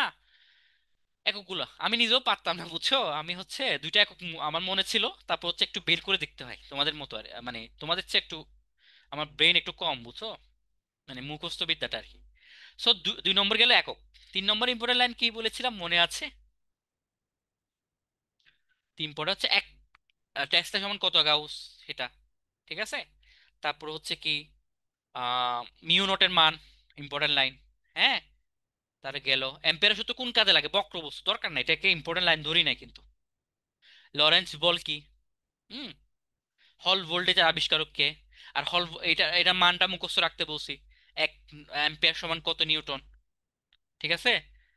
তারপর হচ্ছে তোমাদের হল ভোল্টেজের আবিষ্কারকের নাম তো মনে রাখবে, এবং ইকুয়েশনটা, ইকুয়েশনটা একটু মনে রাখবা। 4 নম্বর ইম্পর্টেন্ট লাইন। 5 নম্বর ইম্পর্টেন্ট লাইন হচ্ছে কি, চৌম্বক ভ্রামকের একক নিয়া, নিয়া মনে রাখবে, নিয়া, নিয়া থেকে মনে রাখবা। 6 নম্বর ইম্পর্টেন্ট লাইন হচ্ছে কি এওমেটটা, ঠিক আছে। 7 নম্বর ইম্পর্টেন্ট হচ্ছে 1 নিউটন সমান কত ভর ম্যাগনেট। তো এই 7টা লাইন কি আমাকে আবার মুখস্থ করে দিতে হবে নাকি আবার পারবা তোমরা বলো? জি না, উত্তর দাও। জি না, দুইটা উত্তর দাও। জি। আচ্ছা গেল। একটা মজার ব্যাপার বলবো, এতক্ষণ 40 মিনিট আমি বক বক করছি না, একটা পরীক্ষা আসবে না, ঠিক আছে। কারণটা হচ্ছে কি জানো, এর পরের লাইনটা গুলো হচ্ছে ইম্পর্টেন্ট। আল্লাহর ওয়াস্তে ওদের পড়ো না পড়ো, এই যে 2-3টা পেজ ভালো করে পড়বা, ঠিক আছে। আমরা আচ্ছা ইম্পর্টেন্ট লাইনে চলে যাচ্ছি। এখন আসি, পৃথিবী আঁকবো আমরা। পৃথিবী কিসের মতো আমরা যা জানি, কমলা লেবুর মতো না। আচ্ছা ধরো এটা পৃথিবী, কথার কথা। সো উপরে যেটা থাকে সেটাকে আমরা উত্তর মেরু বলি, নিচে যেটা থাকে সেটাকে আমরা দক্ষিণ মেরু বলতেছি। সো এই যে মাঝখানে রেখা, যেটাকে অক্ষরেখা বলি, চুম্বকও কিন্তু উত্তর মেরু দক্ষিণ মেরু থাকে, চুম্বকের ক্ষেত্রে উল্টা হয়ে যায়। হুম। চুম্বকের ক্ষেত্রে কি হয় জানো, এটা হয়ে যায় দক্ষিণ, এটা হয়ে যায় উত্তর। এবং মনে রাখবা, চুম্বকের যে দক্ষিণটা পৃথিবীর উত্তরের সাথে মিলে না, একটু দূরে থাকে, কত, 2500 কিলোমিটার। আর এটা হচ্ছে 2200 কিলোমিটার। এখন প্রশ্ন, ভাই আমি 2200 2500 কিভাবে মনে রাখবো? মনে রাখবা যে বেশি পায় নাম্বার তাকে তো উপরে রাখবা। তো 2500কে উপরে রাখবা, আমি বইয়ের লাইনটা মার্ক করে দিচ্ছি। 2500কে উপরে রাখবে, 2200 হচ্ছে নিচে। তাহলে এই যে দূরত্ব সেটা হচ্ছে 2500, এই দূরত্ব হচ্ছে 2200। আর মাঝখানে একটা কোণ আছে না, কোণ কোণ, এটা হচ্ছে 18 ডিগ্রি। 3টা ইম্পর্টেন্ট লাইন বললাম, যে উত্তর মেরুর সাথে পৃথিবীর দক্ষিণ মেরুর, সরি চৌম্বকের দক্ষিণ মেরু পৃথিবীর উত্তর মেরু হচ্ছে 25, আর হচ্ছে নিচে হচ্ছে যেটা পৃথিবীর দক্ষিণ আর চৌম্বকের উত্তর হচ্ছে 22, আর মাঝখানে ডিগ্রিতে হচ্ছে, মাঝখানে কোণটা হচ্ছে 18 ডিগ্রি, ঠিক আছে। চৌম্বকের উত্তর মেরুকে বলা হয় নীল মেরু, আর ভূচৌম্বকের দক্ষিণ মেরুকে বলা হয় লাল মেরু, ঠিক আছে। আচ্ছা, উত্তর দিকে, চৌম্বকের উত্তর দিকে কার আইকিউ লেভেল কত আমি জানি, দেখি। চৌম্বকের উত্তর পৃথিবীর দক্ষিণ, পৃথিবীর দক্ষিণে কোন মহাদেশ আছে, পৃথিবীর দক্ষিণ মেরুতে কোন মহাদেশ আছে, জাস্ট জানার জন্য তোমাদের আইকিউ লেভেল কেমন। অ্যান্টার্কটিকা, তাহলে অ্যান্টার্কটিকা কি বরফে ঢাকা না? তো ওইখানে সবকিছু নীল নীল না? তো মনে রাখবে নীল হয়। বা তোমাদের ডাইজেস্টে একটা নিউমোনিক দেওয়া আছে উনি, উনি দিয়ে উত্তর মেরু নীল, ঠিক আছে, এভাবে মনে রাখতে পারো। যেভাবে মনে উত্তর, চৌম্বকের উত্তর পৃথিবীর দক্ষিণ, এটা মাথায় রাখবা। আচ্ছা, ভেরি গুড। দরকার নাই এগুলো থেকে প্রশ্ন আসবে কি জানো, জাস্ট 18 ডিগ্রি, এখান থেকে ইম্পর্টেন্ট লাগে কিন্তু 18 ডিগ্রি। আমি কিন্তু পড়াচ্ছি সব, কিন্তু যেগুলো ইম্পর্টেন্ট বলতেছি সেগুলো মাথায় রাখবা। 8 নম্বর ইম্পর্টেন্ট লাইন। আর সেই জিনিসটা বুঝছো, একটা একটা ট্রিকি কোয়েশ্চেন আছে এখানে, আমি তোদের পোল দেওয়ার সময় দিব, বা দিই মাঝে মধ্যে। দেখো, এই যে একটা চৌম্বক, একটা চৌম্বকের একটা অরিজিনাল দৈর্ঘ্য থাকে, এটাকে আমরা চৌম্বক দৈর্ঘ্য বলতেছি। একটা চৌম্বকের অরিজিনাল দৈর্ঘ্য থেকে আমরা চৌম্বক দৈর্ঘ্য বলতেছি, সরি জ্যামিতিক দৈর্ঘ্য। জ্যামিতিক দৈর্ঘ্য হচ্ছে অরিজিনাল দৈর্ঘ্য, অরিজিনাল। আর এখানে দেখবে উত্তর মেরু একটু ভিতরে থাকবে, দক্ষিণ মেরু একটু ভিতরে থাকবে। সো এটাকে বলা হয় চৌম্বক দৈর্ঘ্য, উত্তর মেরু থেকে দক্ষিণ মেরু, ঠিক আছে। তাহলে বলো তো, কল দেখি তো, ঠিক আছে। আচ্ছা, তাহলে তোমাদের এখান থেকে কি মনে হচ্ছে কোনটা বড় হবে? অবশ্যই আহ, জ্যামিতিক দৈর্ঘ্য বড় হবে চৌম্বক দৈর্ঘ্য চেয়ে, ঠিক আছে। জ্যামিতিক দৈর্ঘ্য বড় হবে, ভেরি গুড। সুদীপ্ত তো অনেক অ্যাটেন্টিভ, ডাক্তার হারুন রশিদ। আচ্ছা, তাহলে দেখো, আসি। তাহলে যেই আমি যদি এই মানটাকে দিয়ে, চৌম্বক দৈর্ঘ্য দিয়ে জ্যামিতিক দৈর্ঘ্য ভাগ ভাগ করি, মানটা অবশ্যই একের চেয়ে কম হবে, কত হবে, 0.85 হচ্ছে। ইজি জিনিসটা। কিন্তু আমি তোমাদের পোলে কি করছি জানো, পোলে উল্টা দিয়ে দিয়ে দিয়েছি। উপরে দিয়েছি জ্যামিতিক দৈর্ঘ্য, নিচে দিয়েছি চৌম্বক দৈর্ঘ্য। চৌম্বক দৈর্ঘ্য তো ছোট, জ্যামিতিক দৈর্ঘ্য তো বড়, তখন উল্টা হয়ে গেলে 1/0.85, এটার মান সম্ভবত 1 পয়েন্ট সামথিং আসবে, 1.18। Very good. সো এই জিনিসটা আমি পোলে দিয়ে দিই মাঝে মধ্যে। সো এটা মনে রাখবা, বহুচম্বকের উপাদান কয়টা, এটা প্রতিবারই আছে, টিচারদের কমন কোয়েশ্চেন কেন যায় না, মানে যেরকম ভেক্টর পড়ানোর সময় বলছি না, নাল ভেক্টরটা টিচারদের কমন কোয়েশ্চেন, এই ভূ সম্পর্কের উপাদান তিনটা, এটা টিচারদের কমন কোয়েশ্চেন। এখন আমরা একটু বুঝি। তিনটা উপাদান হচ্ছে বিচ্যুতি, বিনতি, আর হচ্ছে আণবিক প্রাবল্য। এখন আমি তোমাদেরকে, তোমরা জাস্ট আমার দিকে তাকাও, ইয়ার দিকে না তাকিয়ে, কি দিকে না থাকে, স্লাইডের দিকে না থাকে, আমাকে তো দেখতে পাচ্ছ না। এটা এই যে এই কলম, যে আমার আইপ্যাডের যে ইয়াটা, কলমটা, এটা ধরো পৃথিবী, পৃথিবীর অক্ষ। এই লালটা হচ্ছে চৌম্বকের অক্ষ, লালটা হচ্ছে, সরি, কালোটা হচ্ছে চৌম্বকের অক্ষ, এটা হচ্ছে পৃথিবীর অক্ষ। তাহলে আমরা কি বলছি, একটু কি থাকবে, কি থাকবে না, একটু বাঁকা থাকবে। সো কতটুক বাঁকা সেটা হচ্ছে বিনতি এবং বিচ্যুতি কোণ দিয়ে বের করা হয়। যেমন সুদীপ্ত, সে, না সুদীপ্ত না, ধরো আমি, আমি অনেক ভালো স্টুডেন্ট ছিলাম, কিন্তু আমার বন্ধুর সাথে সাথে মিশে আমি কি হয়ে গেলাম, খারাপ হয়ে গেলাম, তাহলে আমি বিচ্যুত হয়ে গেলাম। বিচ্যুত মানে কি, ডানে বামে চলে যাওয়া। মনে রাখবা, ডানে বামে যে কোনটা, জীবনও ভুলবা না আর বিচ্যুতি বিনতির, ডানে বামে যে কোনটা সেটা হচ্ছে বিচ্যুতি। অর্থাৎ দেখো, এই কলমটা, এই কলমের কতটুকু ডানে বামে, ঠিক আছে, তাকে বলা হয় বিচ্যুতি। তাহলে বিচ্যুতি কোণ ডানে বামে, চিত্র দেখে বুঝতেছো। আর বিনতি হয় উপর নিচ। বিনতি, আমি নতি হচ্ছি, নতি নত হচ্ছি, তো উপর নিচ। দেখো দুইটা জিনিস, একটা কলমকে আমি তোমাদের হয়তো অফলাইনে জিনিসটা আরেকটু ভেঙে ভেঙে দিতাম, তারপর বোঝার চেষ্টা করো যে এই কলমটা, এটার সাথে উপর নিচও আছে, ডানে বামও আছে। So, কতটুকু উপর নিচ সেটা হচ্ছে বিনতি, আর কতটুকু ডানে বামে সেটা হচ্ছে বিচ্যুতি। বিচ্যুতি বিনতি কোন বুঝছো কিনা বলো। বিচ্যুতি মানে ডানে বামে, বিনতি মানে উপর নিচ। এর চেয়ে সহজভাবে আমি আশা করি বুঝানোর আমার আর উদাহরণ নেই, ঠিক আছে। তবে যারা বুঝো না, দরকার নাই, মুখস্থ করে ফেলবা যে ঢাকার বিচ্যুতি কোণ কত। বিচ্যুতি কোণ ছোট হয়, বিচ্যুতি কোণ একটু ছোট হয়, আর বিনতি কোণ একটু বড় হয়, ঠিক আছে। তাহলে ঢাকার বিনতি কোণ হচ্ছে 31 ডিগ্রি নর্থ। বিনতি যেহেতু উপর নিচ, উপর নিচের জন্য নর্থ সাউথ হবে। এটা কিন্তু বইয়ে নাই, একটু ট্রিকি। কেমন, আমরা যেহেতু ফিজিক্স নিয়ে এই, ইয়া করছি, স্টাডি করছি, সুতরাং মনে রাখবা বিনতি কোণ হচ্ছে উপর নিচ, আর বিচ্যুতি কোণ হচ্ছে ডান বাম পূর্ব পশ্চিম। দেখো বিচ্যুতিতে পূর্ব দেওয়া আছে তোমাদের বইয়ে, দেখেছো। তো বিচ্যুতি হয় পূর্ব পশ্চিম, বিনতি হয় উত্তর, নর্থ সাউথ, উত্তর দক্ষিণ। কেমন, আচ্ছা। আর এ, কত বছরের আগের বছর প্রশ্ন আসছে এখান থেকে। তাহলে আমাদের বিনতি কোণ বিচ্যুতি কোণ মনে রাখতে হবে, বিচ্যুতি কোণ একটু কম হয়। তাহলে ঢাকার বিচ্যুতি কোণ কত, হাফ। বিনতি কোণ কত, 31। মেরু অঞ্চলের কত, 90। আর বিষুবীয় অঞ্চলে বিনতি নাই, মনে রাখবে, শেষ। আমরা বিনতি বিচ্যুতি বুঝছি। আণবিক প্রাবল্য হচ্ছে কি, তোমরা ভেক্টরে পড়ছো যে একটা আণবিক উপাংশ পাবা, উলম্ব উপাংশ পাবা। এই যে প্রাবল্যের, এই দুটাকে বলা হয়, এটাকে উলম্ব, এটাকে আণবিক বলা হচ্ছে। এটা হচ্ছে কার, চৌম্বকের ক্ষেত্রে। কারণ চৌম্বক তো তোমার এরকম থাকবে, সে তো সোজা থাকবে না। যখন একটা ভেক্টর বা ভেক্টর রাশি যখন বাঁকা হয়ে যায়, তার দুটো উপাংশ সৃষ্টি হয়ে যায়, আণবিক উপাংশ আর হচ্ছে উলম্ব উপাংশ, ঠিক আছে। তাহলে আমাদের বলতো কোনটা চৌম্বক ক্ষেত্রের মধ্যে আসবে, আণবিকটা আসবে, উলম্বটা আসবে না। উলম্বের তোমার কাজ নাই, তোমার কাজ হচ্ছে ভূমি বরাবর। তুমি কি আকাশে উঠবা নাকি, তোমার কাজ হচ্ছে ভূমি বরাবর। তো অনুভূমিকটা আমাদের লাগে, সেজন্য এটাকে ভূচম্বকের উপাদান বলা হয়েছে, ঠিক আছে।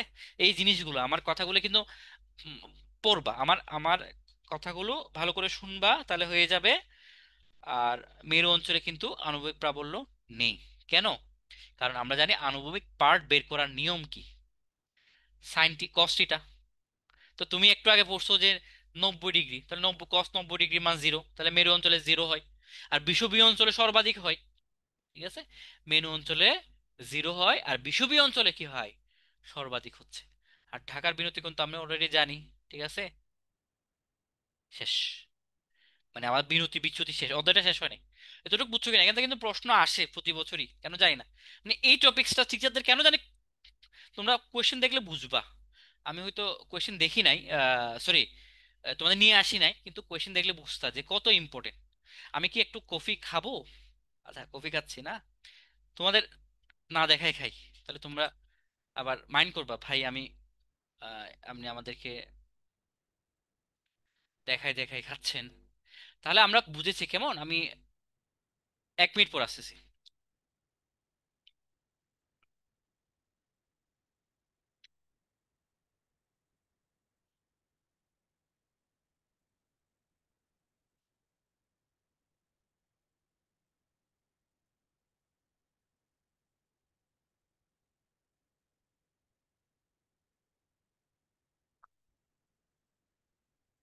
আচ্ছা, এখনো আমরা কয়টা লাইনে আছি জানো, মনে আছে? 8টা লাইনে আছে, কেমন? 8টা লাইন, বুঝছো? সে 8টা লাইন কি তোমাদের নখদর্পণে আছে স্যার, নাকি আরেকটা বুঝাবো? আচ্ছা, সে 8টা লাইনের কথা সবসময় মনে রাখতে হবে, কেমন? তো গেল, আমরা সামনের দিকে আগাচ্ছি। এই পড়াগুলো একটু ঘিজিবিজি লাগে না? চম্বুকত্ব, ভ্রামকের একক আমরা পারি স্যার, পারি। নিয়াবের কথা মনে আছে? নিয়া। সো এই নিয়াটা হচ্ছে ভ্রামক, কেমন? তাহলে এই এককটা তো মুখস্থ করা লাগবে না, পারবো। এখান থেকে হচ্ছে দেখো, কুড়ি বিন্দু হচ্ছে ইম্পর্টেন্ট। যে কুড়ি বিন্দু হচ্ছে কি, যে তাপমাত্রায় একটা চৌম্বকত্ব সম্পূর্ণ বিলুপ্ত হয়ে যায় তাকে, অর্থাৎ এই তাপমাত্রার পর তার চৌম্বকত্ব। ভাইয়া একটা ইম্পর্টেন্ট লাইনগুলো সামারি করে দিন। অবশ্যই সামারি করবো স্যার, সামারি করতেই তো আসছি না। তোমরা ফিজিক্সে তো মোটামুটি ভালোই পারো। আমি একটা কাজ করো, দরজাটা খোলা রেখে ইয়েটা করে দাও। হুম, খাও। এখন আমরা আসি কুড়ি বিন্দু কি, যে তাপমাত্রায় চৌম্বকত্ব বিলুপ্ত হয় জানো। কিছু কুড়ি বিন্দু আমরা ডাইজেস্টে নিয়ে আসছি, যেটা আমরা বিভিন্ন বই থেকে, বিভিন্ন রাইটারের বই থেকে আমরা নিয়ে আসছি, কেমন? তাহলে কার কার কুড়ি বিন্দু তোমরা ডাইজেস্ট খুললে পাবা? ফেরাম, নিকেল, কোবাল্ট, এই তিনটার কুড়ি বিন্দুটা একটু মনে রাখতে হবে তোমাদেরকে। যদিও বইয়ের লাইন নাই, কিন্তু কিন্তু আমরা বিভিন্ন রাইটারের বই থেকে, তপনের বই থেকে আমরা নিয়ে আসছি। ফেরি, ফেরাম, নিকেল, এর কুড়ি বিন্দু মনে রাখলে হবে, ঠিক আছে? আচ্ছা আমি বলে দিই, কেমন? আচ্ছা, কোবাল্টের হচ্ছে হচ্ছে 1100 ডিগ্রি সেন্টিগ্রেড তাপমাত্রা, কেমন? তারপর হচ্ছে ফেরামের, যেটা লোহার, হচ্ছে 770। আর নিকেলের হচ্ছে 400। নিকেলের 400, ফেরামের 770, আর কোবাল্টের হচ্ছে 110। ক্লিয়ার? এখন আসি আমরা, এই জায়গাটা প্যাচ লাগে তোমাদের, তাহলে এটা তোমাদের এই জিনিসটা ফিনিশ না? চৌম্বক ক্ষেত্র, ফ্লাক্স ঘনত্ব, তোমার মাস্টার হয়ে গেছো, মানে মাস্টার হয়ে গেছো, বুঝছো? পারবা। এই যে এই জায়গাটা, এই জায়গাগুলো প্যাচ লাগে, এই জায়গাগুলো থেকে এককটা ইম্পর্টেন্ট স্যার, এককটা ইম্পর্টেন্ট, ঠিক আছে? তাহলে আমরা আমরা দেখি পারি কিনা। সব মুছে দিচ্ছে, কেমন? তোমাদের পড়ানোর দরকার নাই আর, সব মুছে দিব আচ্ছা,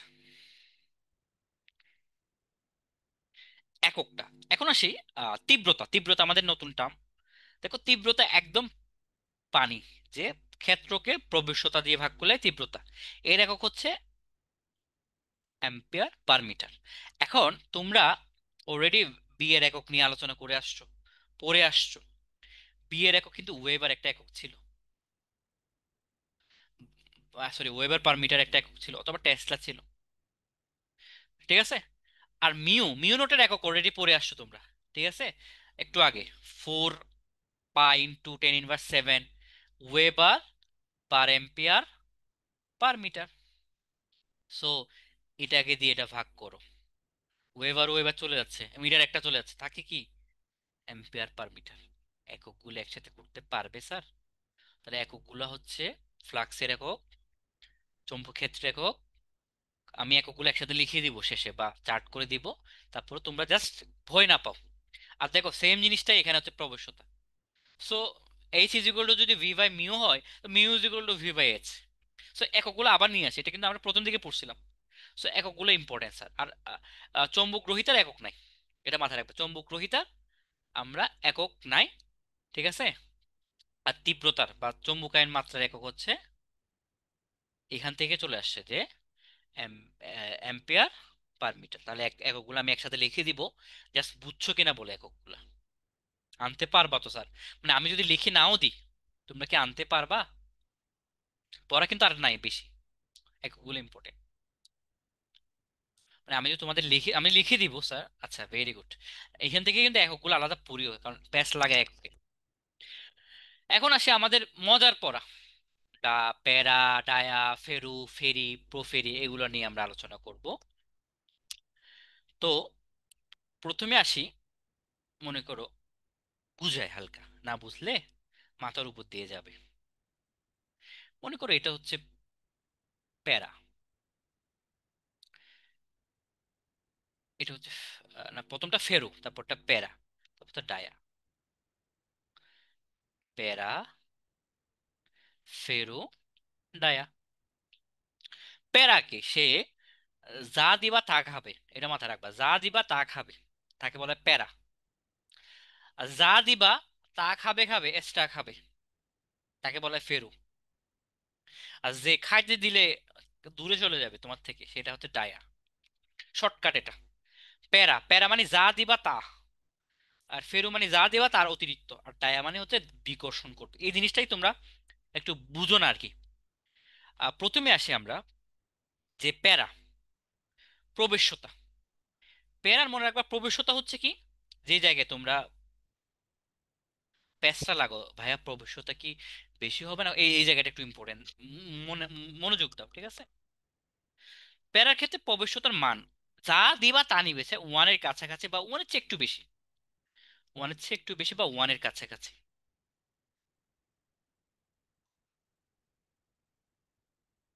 ঠিক আছে। এভাবে লিখবো, ওয়ানের চেয়ে একটু বেশি। এই ফেরুর ক্ষেত্রে তার মধ্যে সবকিছু প্রবেশ করবে, তার মানে তার মান অনেক বেশি, মানে ওয়ানের চেয়ে অনেক বেশি। আর এর মান হচ্ছে ওয়ানের চেয়ে কম, ঠিক আছে। তো প্রবেশ্যতার মান ওয়ান, ওয়ান কেন বুঝছো তো, ওয়ানের চেয়ে বেশি বেশি, আর ওয়ানের চেয়ে কম ডায়া, ঠিক আছে। গ্রহিতা, গ্রহিতা মানে কি, সে, তুমি তো সে প্রবেশ করছে এবং গ্রহণ করতে পারবে, গ্রহণ করতে পারে। গ্রহণ মানে কি, মনে করো কিভাবে বুঝে তোমাদেরকে, তোমাদেরকে খাবার খাওয়াইছে, এখন তুমি তো সব খাইতে পারবে না, মনে করো ওরে যা দিবা তা নিবে, আর ওরে যা দিবা তার চেয়ে এক্সট্রা নিয়ে নিবে। মনে করো দিছো বিরিয়ানি, সে বিরিয়ানির সাথে আহ, সে সালাদ সবকিছু নিয়ে নিচ্ছে। এখন সে কি সব খাইতে পারবে কিনা, সেটা হচ্ছে গ্রহিতা। গ্রহিতা মানে সে কতটুকু অ্যাবজর্ব করতে পারে। তাহলে মনে রাখবা প্যারার ক্ষেত্রে সে অল্প, মানে মোটামুটি অ্যাবজর্ব করতে পারে, ঠিক আছে। আর ফেরু কি হয়, সে অনেক অ্যাবজর্ব করে। আর ডায়া সে তো খাওয়ার নেইনি, সে কি অ্যাবজর্ব করতে পারবে, তার গ্রহিতার মান নেগেটিভ। তাহলে প্রবেশ্যতা আর গ্রহিতা বুঝেছো কি, আশা করি বুঝেছো। তারপর সে ধারকত্ব। ধারকত্ব কি, এখন যা খাইছো তাই, যা দিছো তাই খাইছে, যা দিছো তাই খাইছে, তার মানে তার কোনো ধারকত্ব নাই, মানে তার কোনো জমা নাই, মানে সে তাই বের করে দিছে। এবং যা দিছো তার চেয়ে বেশি, মানে ও বেশি বেশি, তার মানে তার ধারকত্ব বেশি, আর ওর তো ধারকত্ব নাই। এই তিনটা জিনিস বুঝছো কিনা, এই জায়গায় পেস্ট লাগাও তোমরা, এই জায়গায় পেস্টটা লাগাও। প্যারা, প্যারা হচ্ছে কি, প্রথম যেটা মানে সে অল্প অল্প সবকিছু, ফেরু হচ্ছে সবকিছু বেশি বেশি, আর ডায়া হচ্ছে সবকিছু কম কম, মানে সে দূরে চলে যাবে, চৌম্বক ক্ষেত্র দ্বারা বিকশিত হচ্ছে। প্রথমটা আকর্ষিত হচ্ছে, দুই নম্বরটা বেশি আকর্ষিত হচ্ছে, তিন নম্বরটা হচ্ছে বিকশিত হচ্ছে। এই জায়গাটা প্রবেশতা মানে কি, কতটুক বল রেখে প্রবেশ করেছে।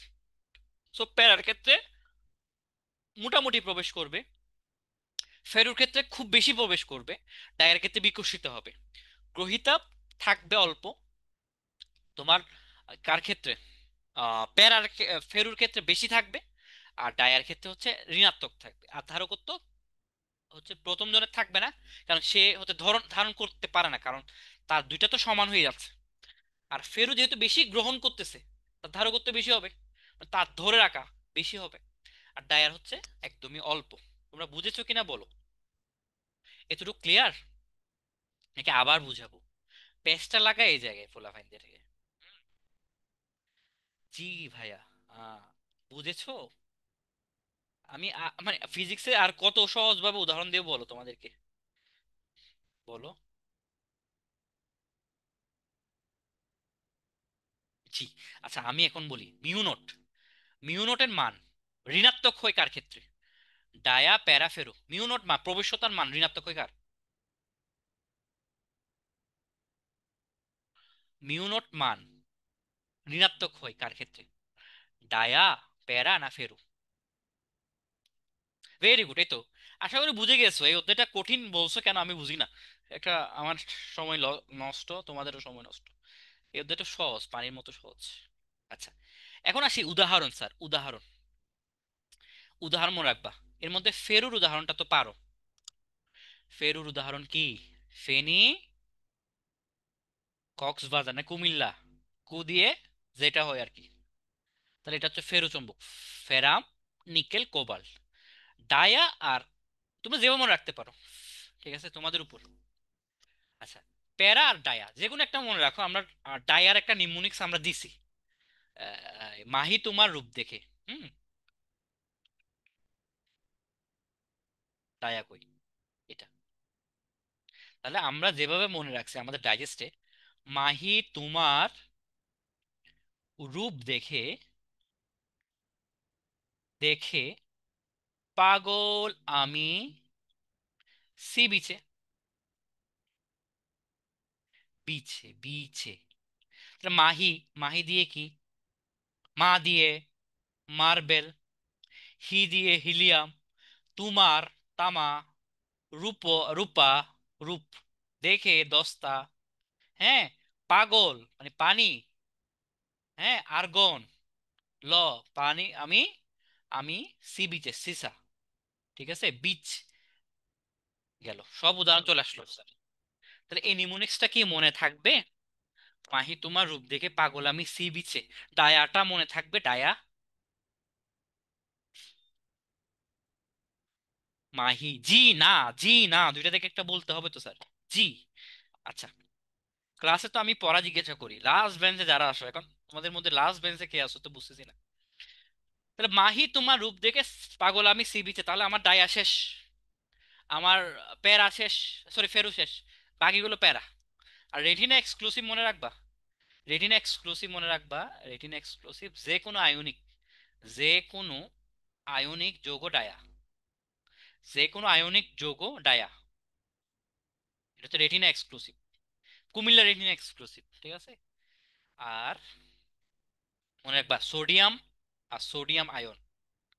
সোডিয়াম হচ্ছে প্যারা, সোডিয়াম আয়ন হচ্ছে ডায়া। সোডিয়াম হচ্ছে প্যারা, সোডিয়াম আয়ন হচ্ছে ডায়া। কেমিস্ট্রিতে পড়ছো কিন্তু। সোডিয়ামের কিন্তু মুক্ত ইলেকট্রন থাকে বলে সে হচ্ছে প্যারা, চৌম্বক ক্ষেত্র দ্বারা আকর্ষিত বিকশিত হতে পারে, কিন্তু ওর মুক্ত ইলেকট্রন থাকে না, সেই জন্য সে ডায়া। কেমিস্ট্রিতে পড়ছো, যদি একটু করে বলে দিলাম আর কি। এখন যদি আমি না বলি বলবা যে কি বইয়ে যা আছে ভাইয়া তা পড়াই, ভাইয়া কিছু পারে না। হুম। আচ্ছা, এই লোহার কুড়ি বিন্দুটা মনে রাখতে পারো। আচ্ছা, এখানে দেখো আরো দুইটা পদার্থ আছে, একটা হচ্ছে ফেরি, আর একটা হচ্ছে অ্যান্টি ফেরি। জাস্ট উদাহরণগুলো মনে রাখলে হয়ে যাবে। ফেরাইট আসতে দেখি নাই, ঠিক আছে, ফেরাইট। আর এখানে উদাহরণ ছিল মনে হয় একটা অ্যান্টিতে, এত ম্যাঙ্গানিজ ফেরাইট আর হচ্ছে ম্যাঙ্গানিজ অক্সাইড। এই দুটো উদাহরণটা মনে রাখতে পারো তো, পরীক্ষা আসছে দেখি না। প্রথম তিনটে ইম্পর্টেন্ট, কেমন এর বৈশিষ্ট্যগুলো। এখন আমার মনে হয় তোমাদের বৈশিষ্ট্যগুলো কারো আর সমস্যা হবে না। ফেরু বেশি বেশি থাকবে তার মধ্যে, চৌম্বক ক্ষেত্র দ্বারা বেশি আকর্ষিত হয়, কঠিন হয়। ধারকত্ব তো আছে না, ধারকত্ব আছে না, সে মনে আছে, সে সব বেশি বেশি খায়, ফলে সে বেশি ত্যাগ করতে পারতেছে না, ফলে তার মধ্যে ধারণ ক্ষমতা আছে। হ্যাঁ, তার চৌম্বকগ্রাহিতা পজিটিভ অনেক বেশি, হ্যাঁ, প্রবেশ্যতা অনেক বেশি। এগুলো তো তোমরা আমার চেয়ে ভালো পারবে এখন না। একইভাবে প্যারার ক্ষেত্রে দেখো, একইভাবে প্যারার ক্ষেত্রে কম, ঋণাত্মক, এগুলো ওই মনে আছে। তারপর চৌম্বকীয় প্রবশ্যতা, এটা এখানে একটা, এখানে একটা ইয়া দিয়ে রাখতে পারো, মিউ নট।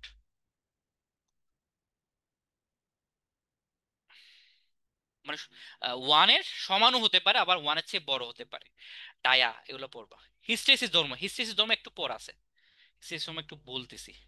হ্যাঁ, হিস্টেসিসটা বলতেছি। আচ্ছা, বলে ফেলি কেমন।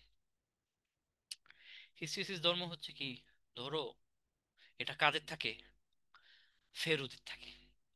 এখন তুমি তোমার একটা হলো, তোমার একটা বন্ধু বা বান্ধবী, মেয়ে হলে বান্ধবী আছে তোমার, বা ছেলেদের বন্ধু আছে।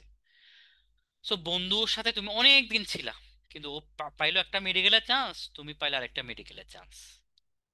অনেক দিন পর যখন দেখা হলো, ছুটিতে কুমিল্লায় আসলা, তখন খুব ক্লোজলি কি হয়ে গেলা, যে বন্ধু আমরা কান্দির পার দেখা করি।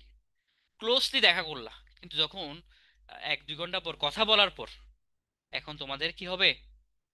যাইতে চাইবা না আর কি। হুম। বলবা যে কি অনেকদিন ছিলাম, আমরা একটু না যাই। কিছুক্ষণ তোমরা তখন কি, আহ, 8টা 30 হয়ে যায়। আমরা অনেক সময় দেখবা, যখন আমরা মেসেজ করি বাই বাই লেখার পর এই বাই, আল্লাহ হাফেজ, এগুলো বলি না, মানে শেষ হইয়াও হইল না শেষ। তেমনি ভাবে ফেরু চম্বুকে সে যে বলে আকর্ষণটা করতেছে, যখন আমি ওই তোমার লোহা নিকেল এগুলো রিমুভ করতেছি, ওই বলে বিকর্ষণ করতেছে না, একটু হলেও আকর্ষণ থেকে থাকতেছে। এটাকে বলা হয় হিস্টেরিসিস। যখন আমি তোমাদেরকে মনে আছে কি না, যখন আমি প্রত্যাবর্তী ক্রিয়া পড়াছিলাম, 5টা অবক্ষয়ী শক্তির কথা বলেছিলাম, তখন কিন্তু হিস্টেরিসিস একটা ছিল। এটা হচ্ছে চৌম্বক বাধা। যে বলে আকর্ষণ করবে ওই বলে বিকর্ষণ করে না, একটু তার মধ্যে কি থাকে, আগের আকর্ষণটা থাকে। এটা কাদের মধ্যে ঘটে? শুধুমাত্র যার বেশি থাকে, যার আবেগটা বেশি থাকে তার মধ্যে না। ফেরি ফেরোচম্বুকের মধ্যে, দেখো ফেরোচম্বুকের মধ্যে হিস্টেরেসিস ধর্ম আছে, দেখো একদম দেখছো, বুঝে বুঝে পড়লে পড়াগুলো এর মধ্যে নাই। আর এর মধ্যে তো প্রশ্নই আসে না। ঠিক আছে, হিস্টেরেসিস বুঝছো একটু? মারিয়া জাহান মাহি বুঝেছো? হিস্টেরেসিস ওর মধ্যে থাকবে, ওদের মধ্যে থাকবে না। তাহলে দেখো এত সহজ করে বুঝাইছি, এরপরে যদি বলে এতে আবার ক্লাস লাগবে, আমার তো মাথায় বাড়ি দেওয়া ছাড়া আর কিছু থাকবে? চৌম্বক ডোমেইন কত, এগুলো যদিও আসে না, জাস্ট মাত্রাটা মনে রাখবা, যে একটা পদার্থের চৌম্বক ডোমেইনের মাত্রা হচ্ছে 10⁻² সেন্টিমিটার, কেমন? আর কয়টা পরমাণু থাকে একটা ডোমেইনের মধ্যে? জাস্ট এগুলো আসতে দেখি নাই, কোচিং এ দিয়ে দিই আমরা, লাস্ট টপিক্সে চলে আসছে চৌম্বক, তড়িৎ চৌম্বক। এতটুকু বুঝছো কিনা বলো? ইয়েস ও নো? ডায়া থেকে প্রশ্ন আসে কিন্তু। জি, না, দুইটা থেকে একটা। জি। আচ্ছা, সহজ লাগতেছে অধ্যায়টা? আমরা তো এখনো ওই 10টা 12টা লাইনেই আছে, ইম্পর্টেন্ট লাইন তো পাই নাই। উদাহরণগুলো মনে রাখবা, বৈশিষ্ট্যগুলো মনে রাখবা, কেমন? আচ্ছা, ফারিহা। জি ভাইয়া। এখন আমরা তড়িৎ চুম্বক লাস্ট টপিক্সে চলে আসি। তড়িৎ চুম্বক আর স্থায়ী চুম্বক। আচ্ছা, দেখো, স্থায়ী চুম্বক মানে কি, যেটা মানে খনিজ থেকে নিয়ে আসে, কেমন? খনি থেকে নিয়ে আসে।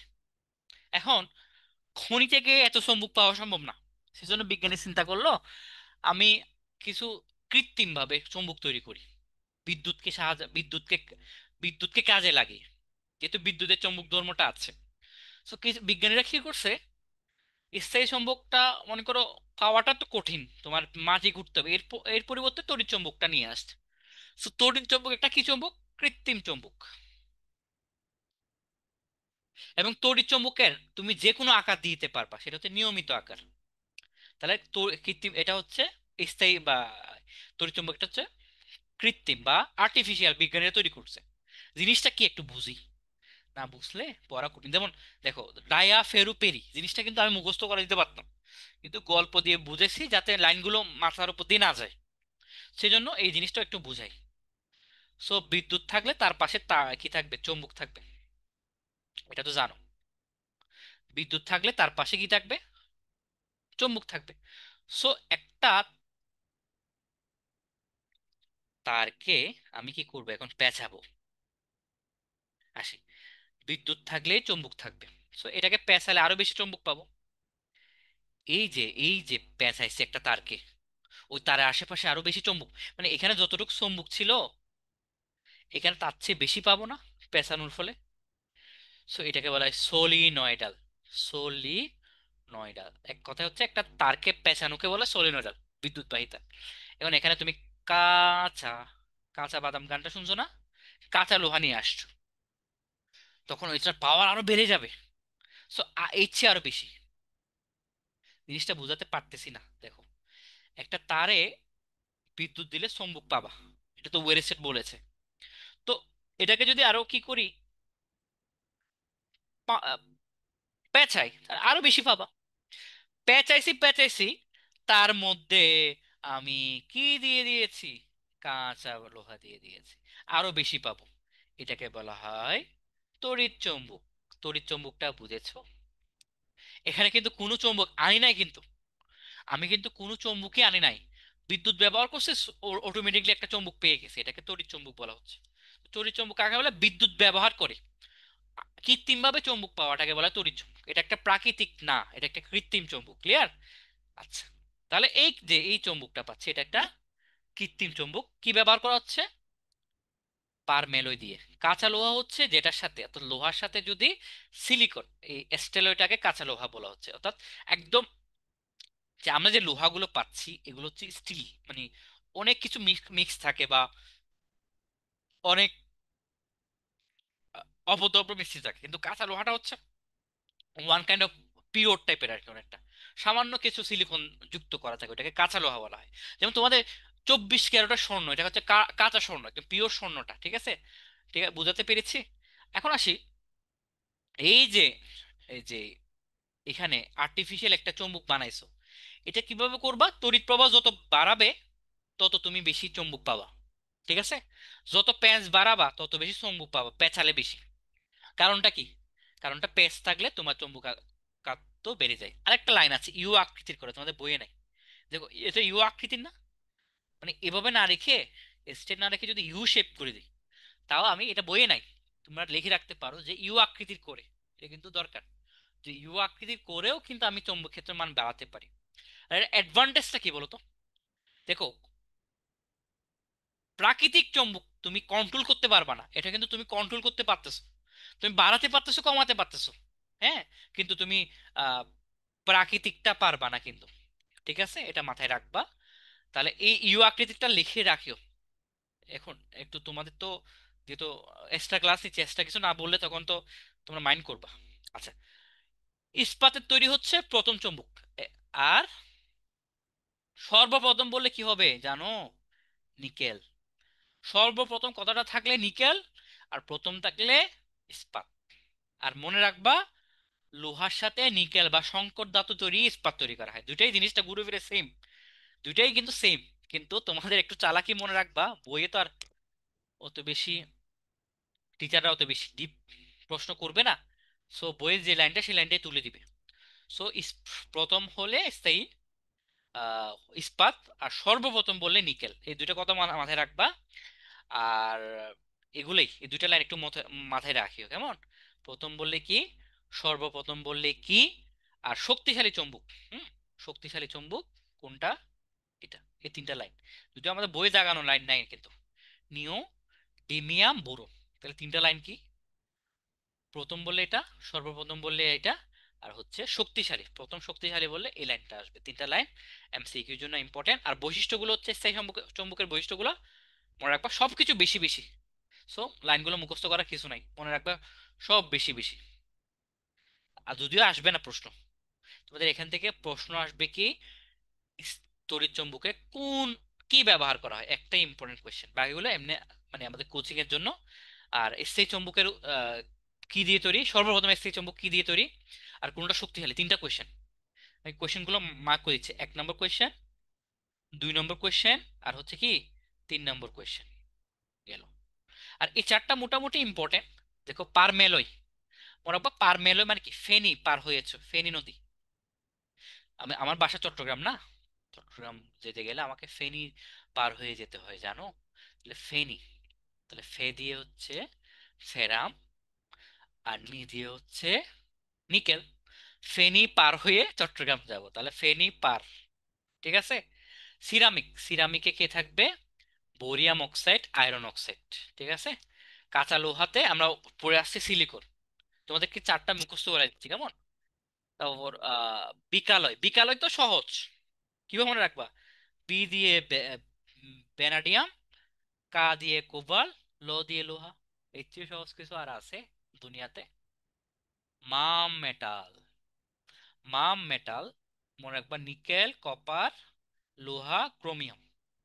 আর এলিক, এলিক নিকো আর হচ্ছে টিকুনল, same same, same same but different. একটা মাঝখানে একটা ভাইরাল হয়েছিল ক্যাপশন না, কিন্তু টিকুনলে জাস্ট হচ্ছে, জাস্ট এই একটা জিনিস এক্সট্রা, এটা হচ্ছে টাইটেনিয়াম।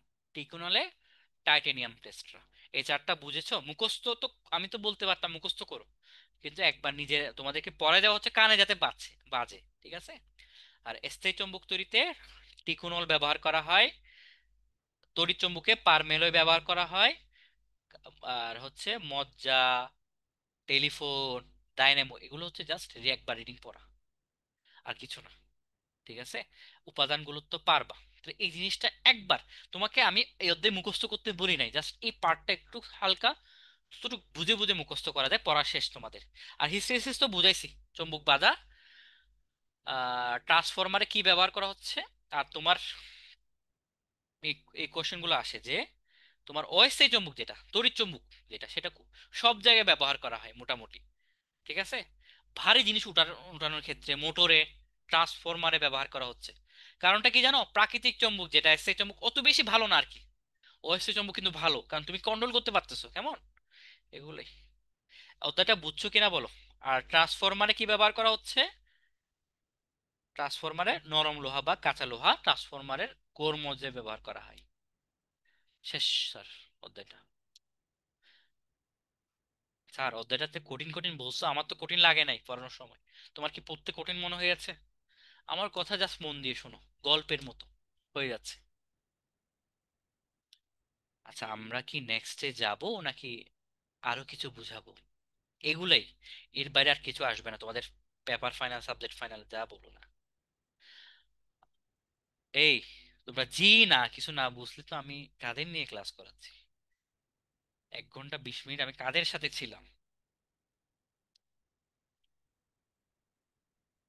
হুম, আচ্ছা, এখন আমরা ইন্টারেস্টিং একটা পড়া চলে, তাহলে এতটুকু হচ্ছে 1 ঘন্টা 20 মিনিট একটা অধ্যায়, কেমন? বাকি অধ্যায় হচ্ছে 10 মিনিটের। তার মানে তোমরা যখন রেকর্ড দেখবা, পরের অধ্যায় দেখার সময় এই অধ্যায়ের শুরু থেকে যা ইম্পর্টেন্ট আবার দেখলে হয়ে যাচ্ছে। তারপর আমি এখন ইম্পর্টেন্ট জিনিস বলে যাচ্ছি, কেমন? মনোযোগ দিয়ে কান খাড়া করে শোনো, বসে বসে শোনো। এই জিনিসটা কে আবিষ্কার করেছে? 1 নম্বর ইম্পর্টেন্ট লাইন, ওয়েরস্টেড। ঠিক আছে, তারপর হচ্ছে ফ্লাক্স ঘনত্বের একক কি, আর হচ্ছে চৌম্বক প্রাবল্যের একক কি। 2 নম্বর ইম্পর্টেন্ট লাইন, ঠিক আছে।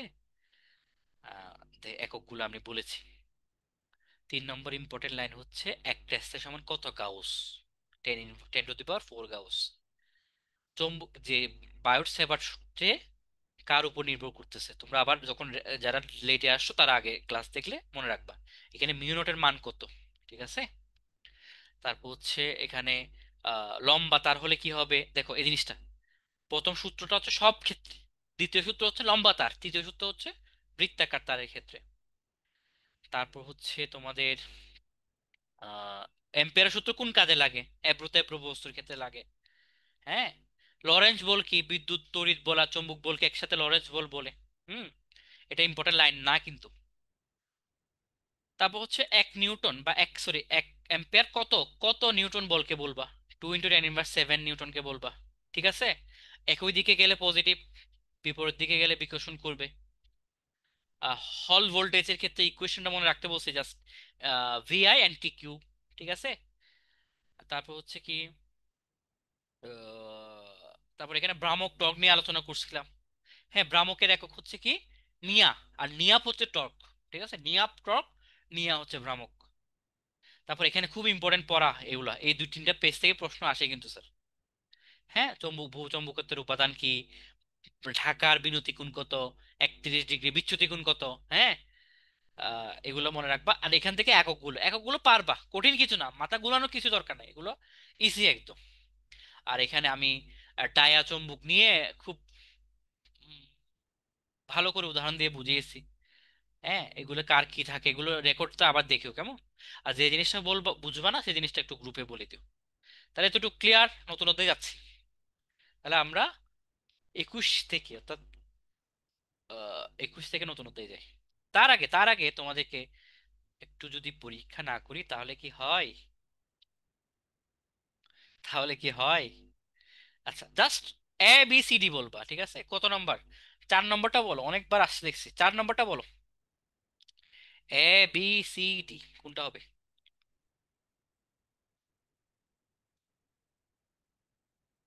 সি। আচ্ছা, তাহলে তোমরা অধ্যায়টা কিছুটা কিছু বুঝেছো, তাহলে আমরা আশা করি C, C, C, C, C, C. আচ্ছা, সি।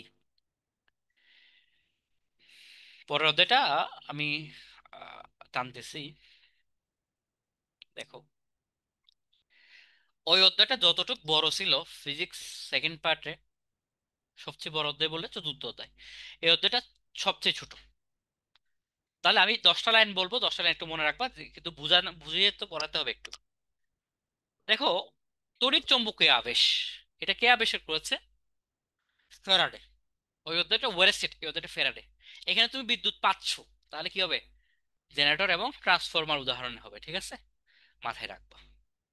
এখন আমরা আসি, বিজ্ঞানী ফ্যারাডে মহাশয় দুইটা পরীক্ষা করছে। একটা কুণ্ডলী নিছে, একটা একটা তার নিছে, একটা গ্যালভানোমিটার নিছে। তো গ্যালভানোমিটারের কাজ কি? বিদ্যুৎ আছে কি নাই তা প্রমাণ করা। বিদ্যুৎ আছে কি নাই তা প্রমাণ করবে কে? গ্যালভানোমিটার। এই জায়গায় কিন্তু কোনো বিদ্যুৎ নাই, মানে এই তারে কোনো বিদ্যুৎ আগে থেকে নাই। সো ফ্যারাডে মহাশয় কি করছে জানো? একটা চৌম্বককে আনা নেওয়া করছে এর ভিতরে। এবং উনি আরো একটা পরীক্ষা করছে।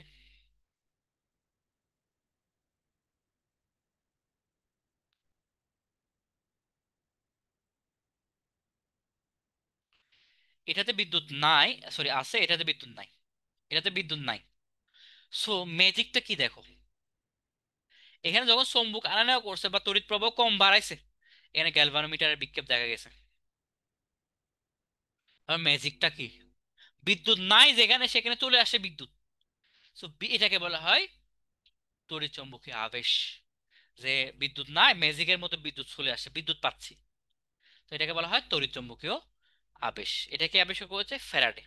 পরীক্ষা দুইটা দেখছো, কাকে বলে দরকার নাই, ঠিক আছে? যে বিদ্যুৎ থাকা, এটা কে আবিষ্কার করেছে? ফ্যারাডে। বারবারই কিন্তু একটা লাইন চলে আসতেছে অনেকবার, ঠিক আছে? আসি, তাহলে একটা লাইন হচ্ছে কি, ফ্যারাডের নাম মনে রাখবা। আর এখান থেকে মনে রাখবা, দেখো আমি এখানে চিত্রটা এঁকে দিচ্ছি। এটা কি বাম দিকে যাবে নাকি দক্ষিণ বা ডান দিকে যাবে? এটা ডিপেন্ড করতেছে তুমি কি নর্থ নর্থ চৌম্বকের নর্থ পোলকে আগে নিয়ে আসতেছো নাকি সাউথ পোলকে আগে নিয়ে আসতেছো। মনে রাখবা, একটা লাইনে মুখস্থ রাখবা যে নর্থ পোলকে কাছে আনলে বামাবর্তী হবে, আর বাকিগুলো তো পারবা। তার মানে নর্থ পোলকে দূরে নিয়ে গেলে দক্ষিণাবর্তী, সাউথ পোলকে কাছে নিয়ে আসলে দক্ষিণাবর্তী, সাউথ পোলকে সামনে নিয়ে আসলে বামাবর্তী। তাহলে মনে রাখবা, নর্থ মানে বাম, আর বাকিগুলো চলে আসবে অটোমেটিকলি। মাথায় একটু প্রেশার নেওয়া দরকার নাই। কিভাবে বাড়াতে পারো, কিভাবে কমাতে পারো, প্রিভিয়াস ইয়ার কোয়েশ্চেন, আমার সময় আসছিল এটা। তো বাড়াতে পারো কিভাবে? আগের মতো ক্ষেত্রফল বা পাক সংখ্যা বাড়ালে, চুম্বকের মেরু শক্তি বাড়ালে, তারপর আপেক্ষিক গতি বাড়ালে, এবং কাঁচা লোহার মজ্জা ব্যবহার করলে, আগের মতো। তোমরা তড়িৎ চুম্বক পড়ছো না, ওইখানের মতোই হুবহু প্রায়, ঠিক আছে? তুমি যত পাওয়ারে চুম্বক ব্যবহার করবা তত বেশি বিদ্যুৎ পাবা, মানে তোমার কাজ হচ্ছে বিদ্যুৎটা বাড়ানো। তো বিদ্যুৎটা বাড়ানোর জন্য তুমি পাক সংখ্যা বেশি ইউজ করবা, তুমি বেশি ক্ষেত্রফল ইউজ করবা, কেমন? আচ্ছা, এখন আমরা আসি এই ফ্লাক্স ফ্লাক্স ঘনত্ব। আমি আর পড়াচ্ছি না, পড়া আগের অধ্যায়ে পড়াইছি। ফ্লাক্স মানে ফাই, ফ্লাক্স ঘনত্ব মানে পি, ঠিক আছে? ওই তো দেখে নিবা। তারপর আবার বলে দিই যে এটার এককগুলো কি কি। টেসলা, মিটার, ওয়েবার, কার? ফ্লাক্সের।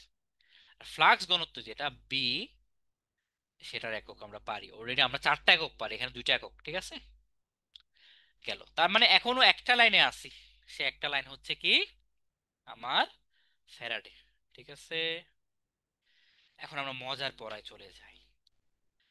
যে ম্যাজিক করেছি আমরা, একটা বিদ্যুৎ নাই, সেখানে আমি হুট করে বিদ্যুৎ নিয়ে আসছি। এটা তোমাদের কাছে ম্যাজিক মনে হচ্ছে না? আমার কাছে তো ম্যাজিক মনে হচ্ছে। এটার কারণে তুমি জেনারেটর থেকে বিদ্যুৎ পাচ্ছ। এই ম্যাজিকটা না থাকলে আমরা আজকে বিদ্যুৎ পাইতাম না, ঠিক আছে? সো যে এখানে যে বিদ্যুৎ আসতেছে, এটা কেন আসতেছে? কারণ এই চৌম্বকের কিছু বলরেখা আছে, এই তারের কিছু বলরেখা আছে। সো বলরেখা একটা বলরেখাকে যখন সেট করে, তখন এখানে কিছু ইলেকট্রন আদান প্রদান ঘটে। সো ইলেকট্রনের আদান প্রদানের কারণেই মূলত এই বিদ্যুৎটা তৈরি হচ্ছে। এটাকে বলে ফ্যারাডের প্রথম সূত্র। ফ্যারাডের প্রথম সূত্র হচ্ছে কি, ম্যাজিক। ম্যাজিকের কারণ, মানে কারণ জানা যায় কেন হয়েছে, বলরেখা পরিবর্তনের কারণে হয়েছে। ম্যাজিকটা বুঝেছো? তাহলে ফ্যারাডের প্রথম সূত্র হচ্ছে কারণ সূত্র বলা হয় এটাকে। অর্থাৎ তোমার যে ম্যাজিক হয়েছে, এটা কি কারণে হয়েছে, বলরেখা পরিবর্তনের কারণে হয়েছে। ঠিক আছে, তাহলে আমি এখন বইয়ের সাথে মিলাই। যখন কোনো কুণ্ডলীতে বলরেখা বা ফ্লাক্সের পরিবর্তন ঘটে তখনই তড়িৎচলিত শক্তি আবিষ্ট হচ্ছে। তার মানে তুমি বইয়ে একটা লিখে রাখতে পারো ম্যাজিকের কারণ। তাহলে কারণটা কি, বলরেখা পরিবর্তন। তাহলে জিনিসটা ইজি। কঠিন আর লাগবে? লাগবে না, তুমি মনে রাখবা প্রথম সূত্র থেকে তুমি কারণ জানতেছো, কি কি কারণ হচ্ছে, বলরেখা পরিবর্তন। আর দ্বিতীয় সূত্র থেকে তুমি মান জানো, মান। মান কি, যে এখানে যে বলরেখা সাই পরিবর্তন হচ্ছে,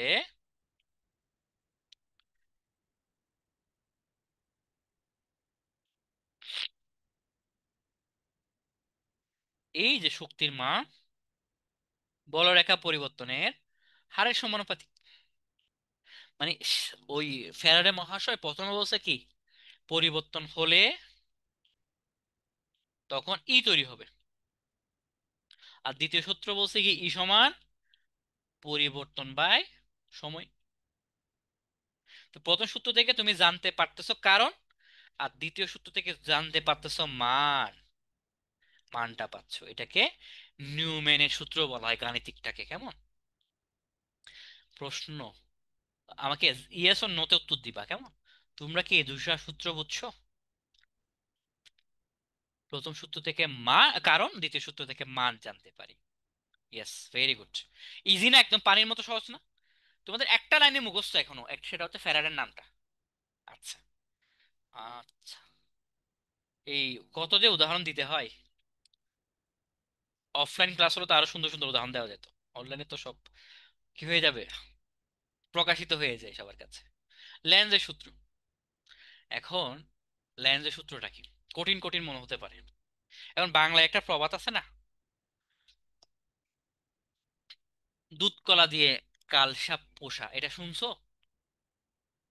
তুমি তোমার একটা ফ্রেন্ডের জন্য অনেক কষ্ট করছো, সে কি করছে, তোমাকে ধরা খাওয়াই দিছে। তো এটা হচ্ছে দুধ কলা দিয়ে কালসাপ পোষা, এই প্রবাদটা তো শুনেছো নাকি? এরকম একটা আর একটা প্রবাদ আছে, এটা হচ্ছে কি, তেল আহ, যার জন্য করলাম চুরি সে বলে চোর। এরকম একটা প্রবাদ আছে না? লেন্সের সূত্রটা হচ্ছে এটা, যার জন্য করলাম চুরি সে বলে চোর। আসি লেন্সের সূত্রতে। তাহলে এটা মাথায় রাখলে লেন্সের সূত্রটা সহজ। দেখো, ধরো ওর কাছে তো বিদ্যুৎ ছিল, ওর কাছে তো বিদ্যুৎ ছিল না। না, ওর তো বিদ্যুৎ ছিল না, ওর মধ্যে ছিল। ছিল কি করবে, ওর মধ্যে ম্যাজিক মানে বিদ্যুৎ নিয়ে আসবে। এটাই তো আবেশ, এই ওদের পড়া। এখন এই হচ্ছে কি, এখন সে তার সাহস বেড়ে গেছে বুঝছো, সে বিদ্যুতায়িত হয়ে গেলে সে এখন বিদ্যুৎ পাই গেছে না। আমরা চতুর্থতে কি করছি, বিদ্যুৎ থাকলে চুম্বক থাকবে। চৌম্বক প্রবাহের দিক এমন হবে বা আবিষ্ট তড়িৎচালক শক্তির দিক এমন হবে, সে আগে জোনের কারণটা কমাই দিবে। মানে তুমি, ও ও ও কি করছে, ওর জন্য চুরি করছে, ও বলতেছে তুই চোর। বা দুধ কলা দিয়ে ও কি করছে, কালসাপ পুষছে। ক্লিয়ার? জিনিসটা বুঝছো কিনা বলো, এরপর আমি বইয়ের ভাষায় বলবো। মানে ওকে তৈরি করছে, এখন ওর দিক এমন হচ্ছে ওকে কমাই দিচ্ছে। এটা বুঝছো কিনা বলো, আমি তারপর হচ্ছে এই বইয়ের ভাষায় যাব। জি, ভেরি গুড। এখন বইয়ের ভাষায় চলে আসি কেমন। বইয়ের ভাষা কই, যে দেখো, আবিষ্ট তড়িৎচালক শক্তির দিক এমন হয়, মানে যে যার মধ্যে তখন বিদ্যুৎ ছিল না সে এমন হিক হয়, যে যার কারণে সৃষ্টি হয়েছে, যার কারণে তোমার সৃষ্টি হয়েছে তাকে বাধা দেয়। এটাই, যার কারণে সৃষ্টি হয়েছে তাকে বাধা দিচ্ছে। কে, যে নতুন করে সৃষ্টি হয়েছে। এটা হচ্ছে কার সূত্র, ল্যান্সের সূত্র। ঠিক আছে, এটা হচ্ছে শক্তি, একটা লাইন ইম্পর্টেন্ট। ল্যান্সের সূত্র থেকে এই লাইনটা মুখস্থ রাখবা, শক্তির নিত্যতা সূত্র মেনে চলে। শক্তির নিত্যতা সূত্র মেনে চলে, এবং মোস্ট ইম্পর্টেন্ট লাইন যেটা বইয়ে নাই, দিক নির্ণয় করা হয়, দিক নির্ণয় করা হয়। তাহলে আমাকে জাস্ট বলবা, এখন ইম্পর্টেন্ট তো, একটু ফিডব্যাক নিচ্ছি। তুমি তড়িৎ যে আবেশ তড়িৎ চলক শক্তির কারণ জানতে পারো ফ্যারাডের কত নম্বর সূত্র থেকে? 1 2 উত্তর দাও কেমন। 1। মান জানতে পারো কোন সূত্র থেকে? মান 2। আর দিক জানতে পারো লেন্জের সূত্র থেকে, এটাকে ফ্যারাডের তৃতীয় সূত্র বলা হয়, এটা একটু লিখে রাখতে পারো। মজা মজা না পড়াটা? এতক্ষণ ধরে, এতদিন ধরে তো মুখস্থ করে গেছো, কিন্তু পড়াটা আসলে মজা। ঠিক আছে। আচ্ছা, এরপর আমি স্বকীয় আবেশ এবং পারস্পরিক আবেশ নিয়ে আলোচনা করি। স্বকীয় আবেশ মানে কি? নিজেকে নিজে আবিষ্ট করা। আর পারস্পরিক আবেশ হচ্ছে অপরকে আবিষ্ট করা। এখন একটু আগে দেখলাম একজন আরেকজনকে আবিষ্ট করতেছে। এই আবিষ্ট বলরেখার মান, এত আমি কি বললাম যে শক্তির মান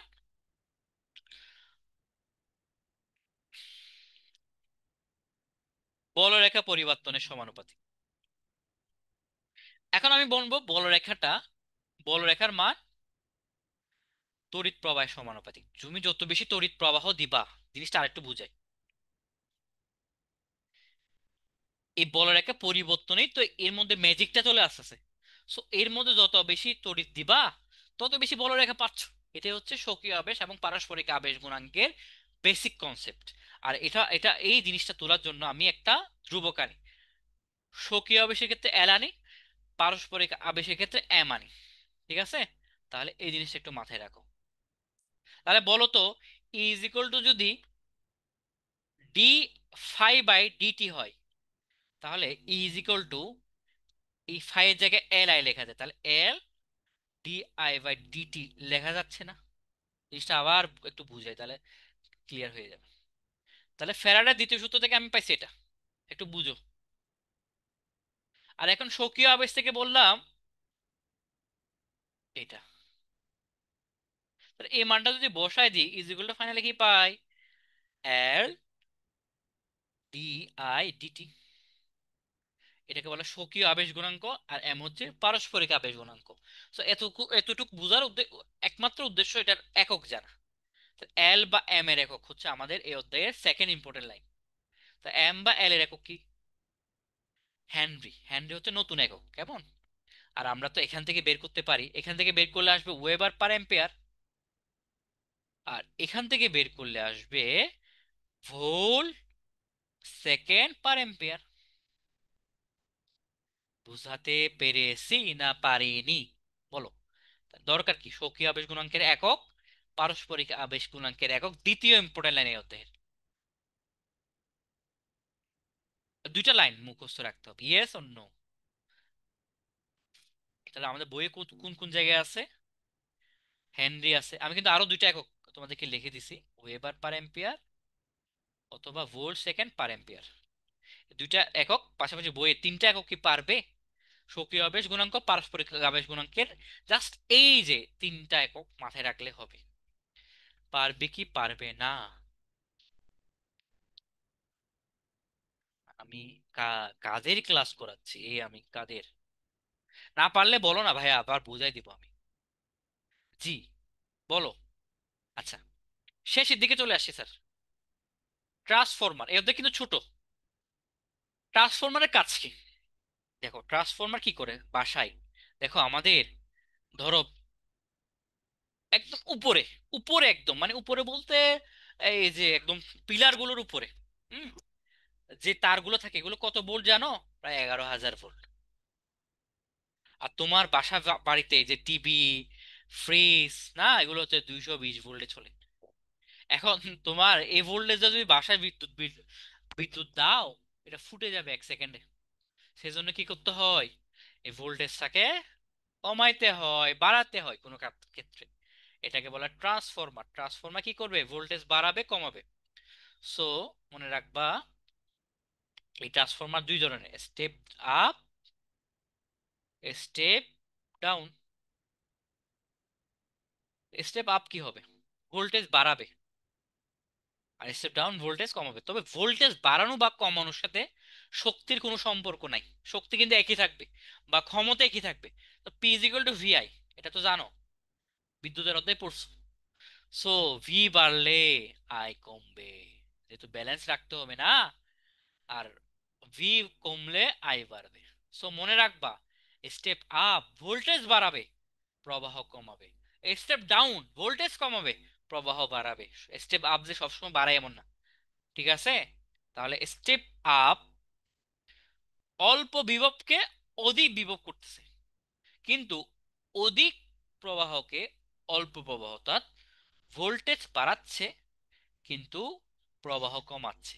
তার মানে স্টেপ আপ ভোল্টেজ বাড়াবে, প্রবাহ বা আয় কমাবে।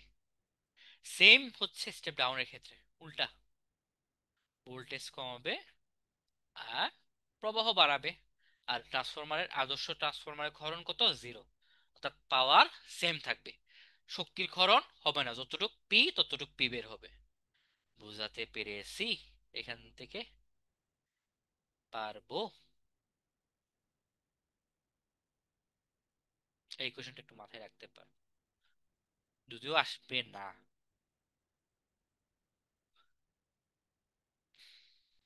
না, তোমরা যদি না বলো আমি কি ক্লাস করাবো বলো? আমরা এখন শেষ টপিক্সে চলে আসছি। হুম।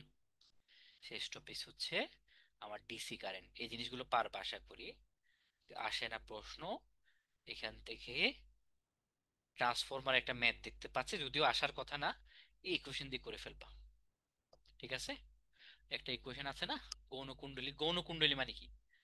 যেদিক থেকে বিদ্যুৎ যাচ্ছে এটা গৌণ, আর যেদিকে তুমি বিদ্যুৎ পাচ্ছ এটা হচ্ছে মুখ, যে মানে এটা হচ্ছে উপরের তারটা, 11,000 ভোল্ট হচ্ছে নর্মালি মুখ্য। আর যেদিক থেকে বিদ্যুৎ তুমি নিজে বাসা বাড়িতে দিচ্ছ এটা হচ্ছে গৌণ, ঠিক আছে?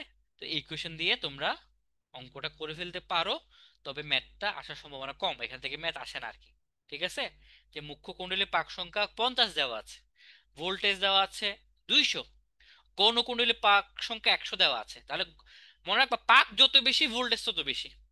এখানে যেহেতু পাক সংখ্যা দ্বিগুণ হয়েছে, ভোল্টেজও দ্বিগুণ হবে, দেখছো? এটা হচ্ছে শর্টকাট, ঠিক আছে? মনে রাখবে পাক যত বেশি, পাক সংখ্যা যত বেশি, ভোল্টেজ তত বেশি। আর প্রবাহ যত বেশি, ভোল্টেজ তত কম। ক্লিয়ার? এটা মাথায় রাখি। আচ্ছা, অঙ্কটা যদি আমি চেঞ্জ করে পরে আমি বলে দিয়ে দিব, তাহলে তোমাদের টাইমটা ওয়েস্ট কম হচ্ছে। লাস্ট টপিক্স, লাস্ট টপিক্স একটু মনোযোগ দিয়ে দেখো, লাস্ট টপিক স্যার, কেমন? লাস্ট টপিক একটু মনোযোগ দিয়ে দেখো। তোমরা আসো কয়জন?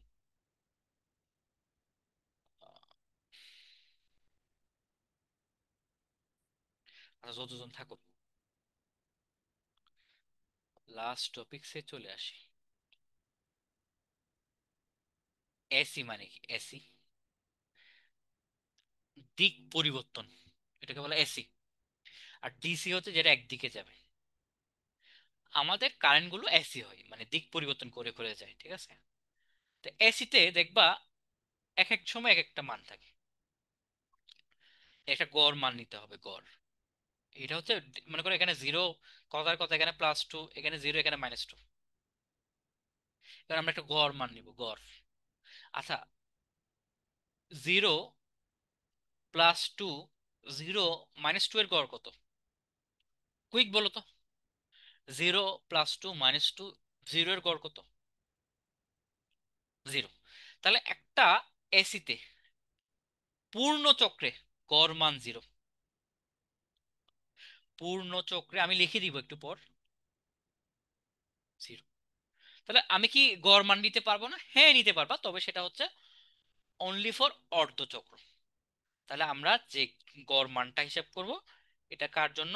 অর্ধচক্র। তাহলে অর্ধচক্রের ক্ষেত্রে এই অর্ধচক্রে, পূর্ণ চক্র না, হাফ, হাফ, এটার গড় মান হবে শীর্ষ মানের এতটুকু। কত? 2/π, অথবা 0.637, অথবা 63.7%। এই মানটা কিন্তু পরীক্ষায় লাগবে। তো অর্থাৎ তোমার এই মানটা যদি কথার কথা 100 হয়, তো এটা কত হবে?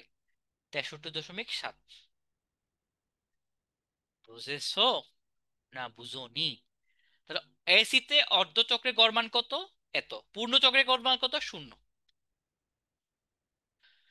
ইয়েস নো বলো, ইয়েস নো বলো স্যার, তাহলে আমি বুঝবো। ভাই আরেকবার, আরেকবার, আচ্ছা আমি আবার বলি, আরেকটা নতুন নিয়ে আসি। তোমার প্রবাহ, এই জায়গাটা একটু মনোযোগ দাও, লাস্ট টপিক তো, সেজন্য একটু আস্তে আস্তে বলাচ্ছে। এটা হচ্ছে একটা এসি প্রবাহ, সে তিরিং বিরিং করতেছে, একটা জায়গায় স্থির না, সাপের মতো না। এখন তুমি তাকে স্থির একটা গড় মান নিবা। সো পূর্ণ চক্রের গড় মান যখন নিচ্ছ, এই মানটা কত হয়ে যাচ্ছে? জিরো। সো পূর্ণ চক্রে জিরো। কেন? একটু আগে দেখালাম, এটা তো বুঝছো। সেজন্য আমাদের কি নিতে হবে? অর্ধ চক্রের গড় মান। অর্ধ চক্রের ক্ষেত্রে সে গড় মানটা হবে এই মানের 2/π গুণ, অথবা 0.637, অথবা 637%। অর্থাৎ এটা যদি তোমার কথার কথা 100 হয়, এটা হয়ে যাবে 63। Clear, clear, clear, clear. Jannatul Noor Dina, clear sir? আচ্ছা, এখন তুমি তো আর অর্ধ চক্র নিয়ে কাজ করতেছো না স্যার, তোমার কাজ তো পূর্ণ চক্র নিয়ে। কিন্তু পূর্ণ চক্র তো জিরো চলে আসছে, যাবোটা কই আমি? আমার তো অর্ধ চক্রের কোনো কাজ নাই। সেজন্য বিজ্ঞানীরা, তোমরা পড়ছো অনেকবার, আর এম এস কথাটা নিয়ে আসছে। 2 এবং -2 +2 এর গড় হচ্ছে জিরো। কিন্তু আর এম এস গড় কত জানো? এটাকে স্কোয়ার করবা, এটাকে স্কোয়ার করবা, এটাকে 2 দিয়ে ভাগ করবা, রুট করবা, সাই সাই সাই 8 আর 2। তো এটা এটা গড় হচ্ছে 2, আর এম এস গড় 2। তার মানে তোমার পূর্ণ চক্র হোক, অর্ধ চক্র হোক, যেই চক্র হোক, আর এম এস এ জিরো আসে না। সেজন্য আমি একটা নতুন টার্ম শিখবো, সেটা হচ্ছে কি? R M S. এই টার্মটা আসছে। তাহলে আগে যে টার্মটা পড়ছি, সেটা একটা ভুয়া টার্ম। কেন ভুয়া টার্ম? কারণ তার তো জিরো চলে আসতেছে, আমি অর্ধ চক্রের জন্য পাচ্ছি। আমার তো অর্ধ চক্রের আর কাজ নাই, সেজন্য কি আসবে? আরএমএস একটা টার্ম বিজ্ঞানীরা নিয়ে আসছে। সে আরএমএস এর ভ্যালুটা মনে রাখতে হবে কত? √2 দিয়ে ভাগ, মানে ওইটা ছিল 2/√2, বা আগেরটার কথা বলতেছি। আর এটা হচ্ছে একটু বেশি, হালকা বেশি, এটা হচ্ছে 1/√2, অথবা 0.707। অর্থাৎ তোমার কোনো কারণে, এটা এটা কিন্তু সব চক্র, পূর্ণ অর্ধ চক্র, কোনোটা কোনোটা বাদ যাবে না, ঠিক আছে?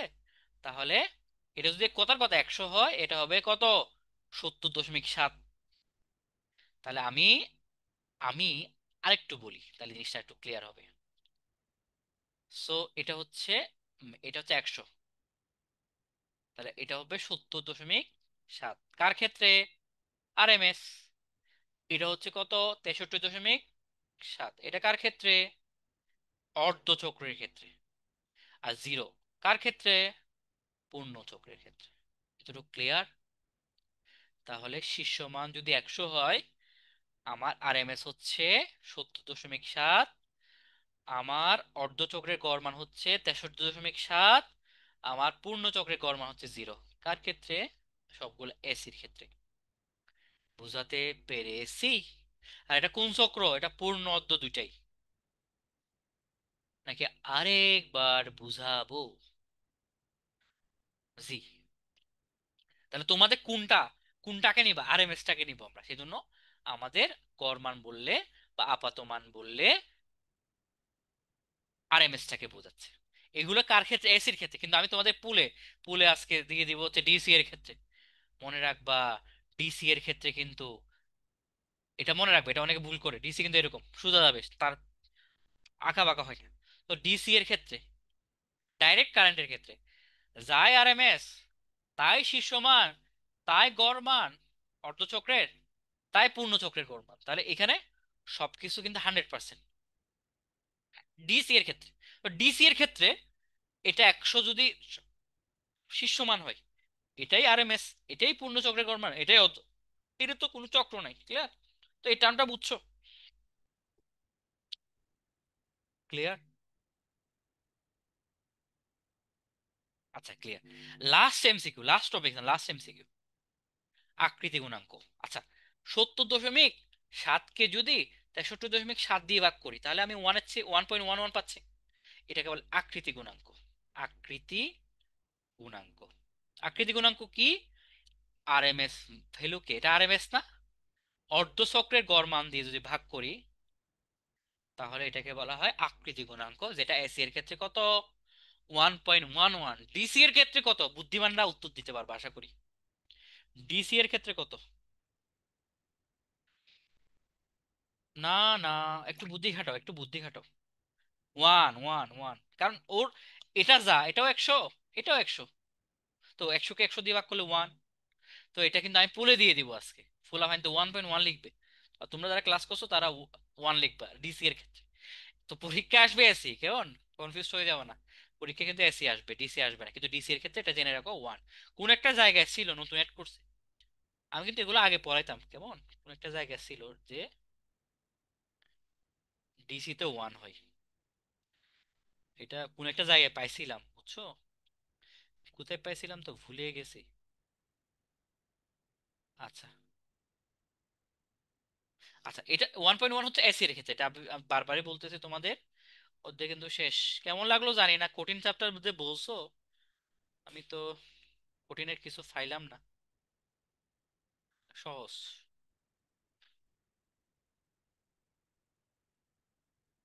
হ্যাঁ, কিছু বলার থাকলে বলো, নাহলে আমি বিদায় নিয়ে নিচ্ছি তোমাদের থেকে। আচ্ছা, এক দুইটা এমসিকিউ বলে দিই, তাহলে দেখি পারো কিনা। এটা অনেকবার আসছিল, এটা যদি না পারো তাহলে মাথা ফাটাই দিব তোমাদের সবাইকে অনলাইনে।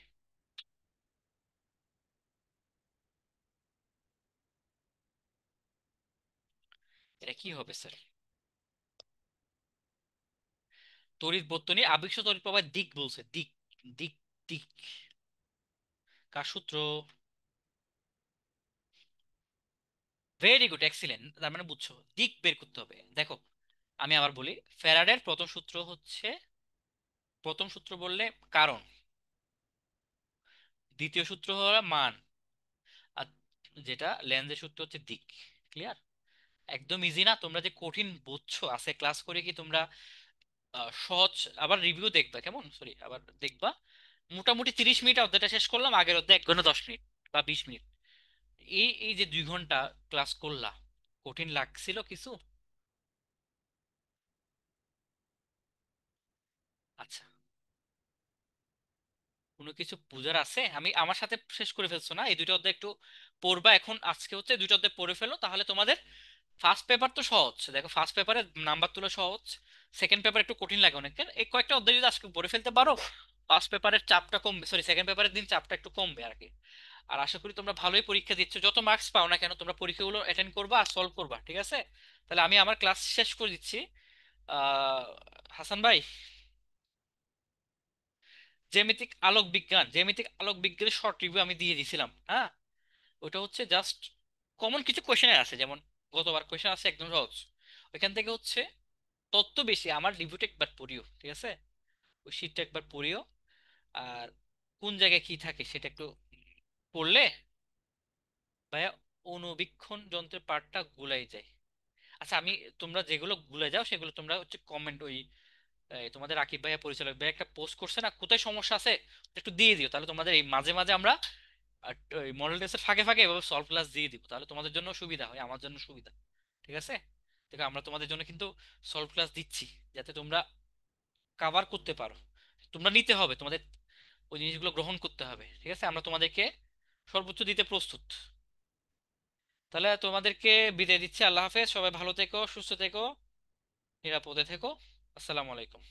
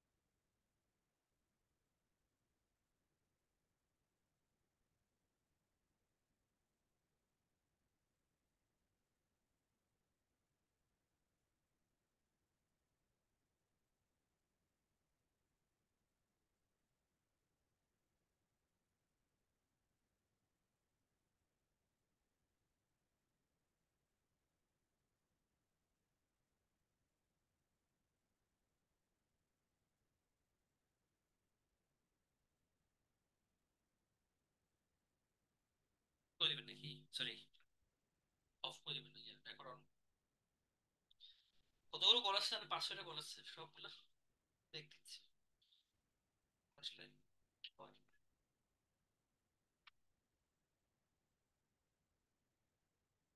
ছিল ভাই ক্লাস শুনছেন?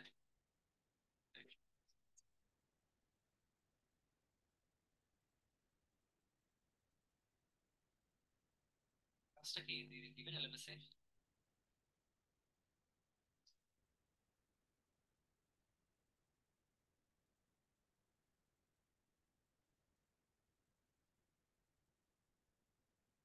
নাহিয়া,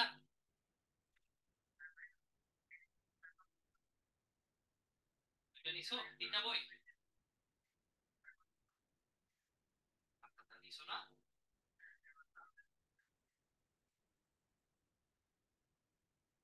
না না, বলুন না, 90 ওয়ার্ড দেখো। ওই ওই ইয়া, তুমি পড়া পড়ো না একটা টেবিল, এর কর্নারে আছে কিনা দেখো।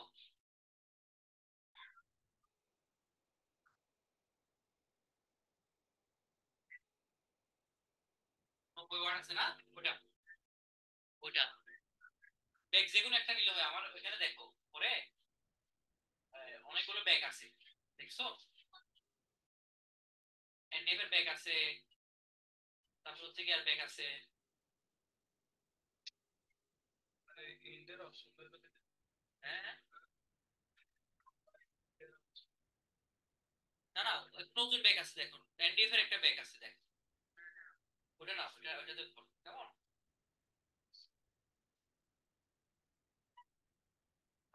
তোমরা কয়জন আসছো?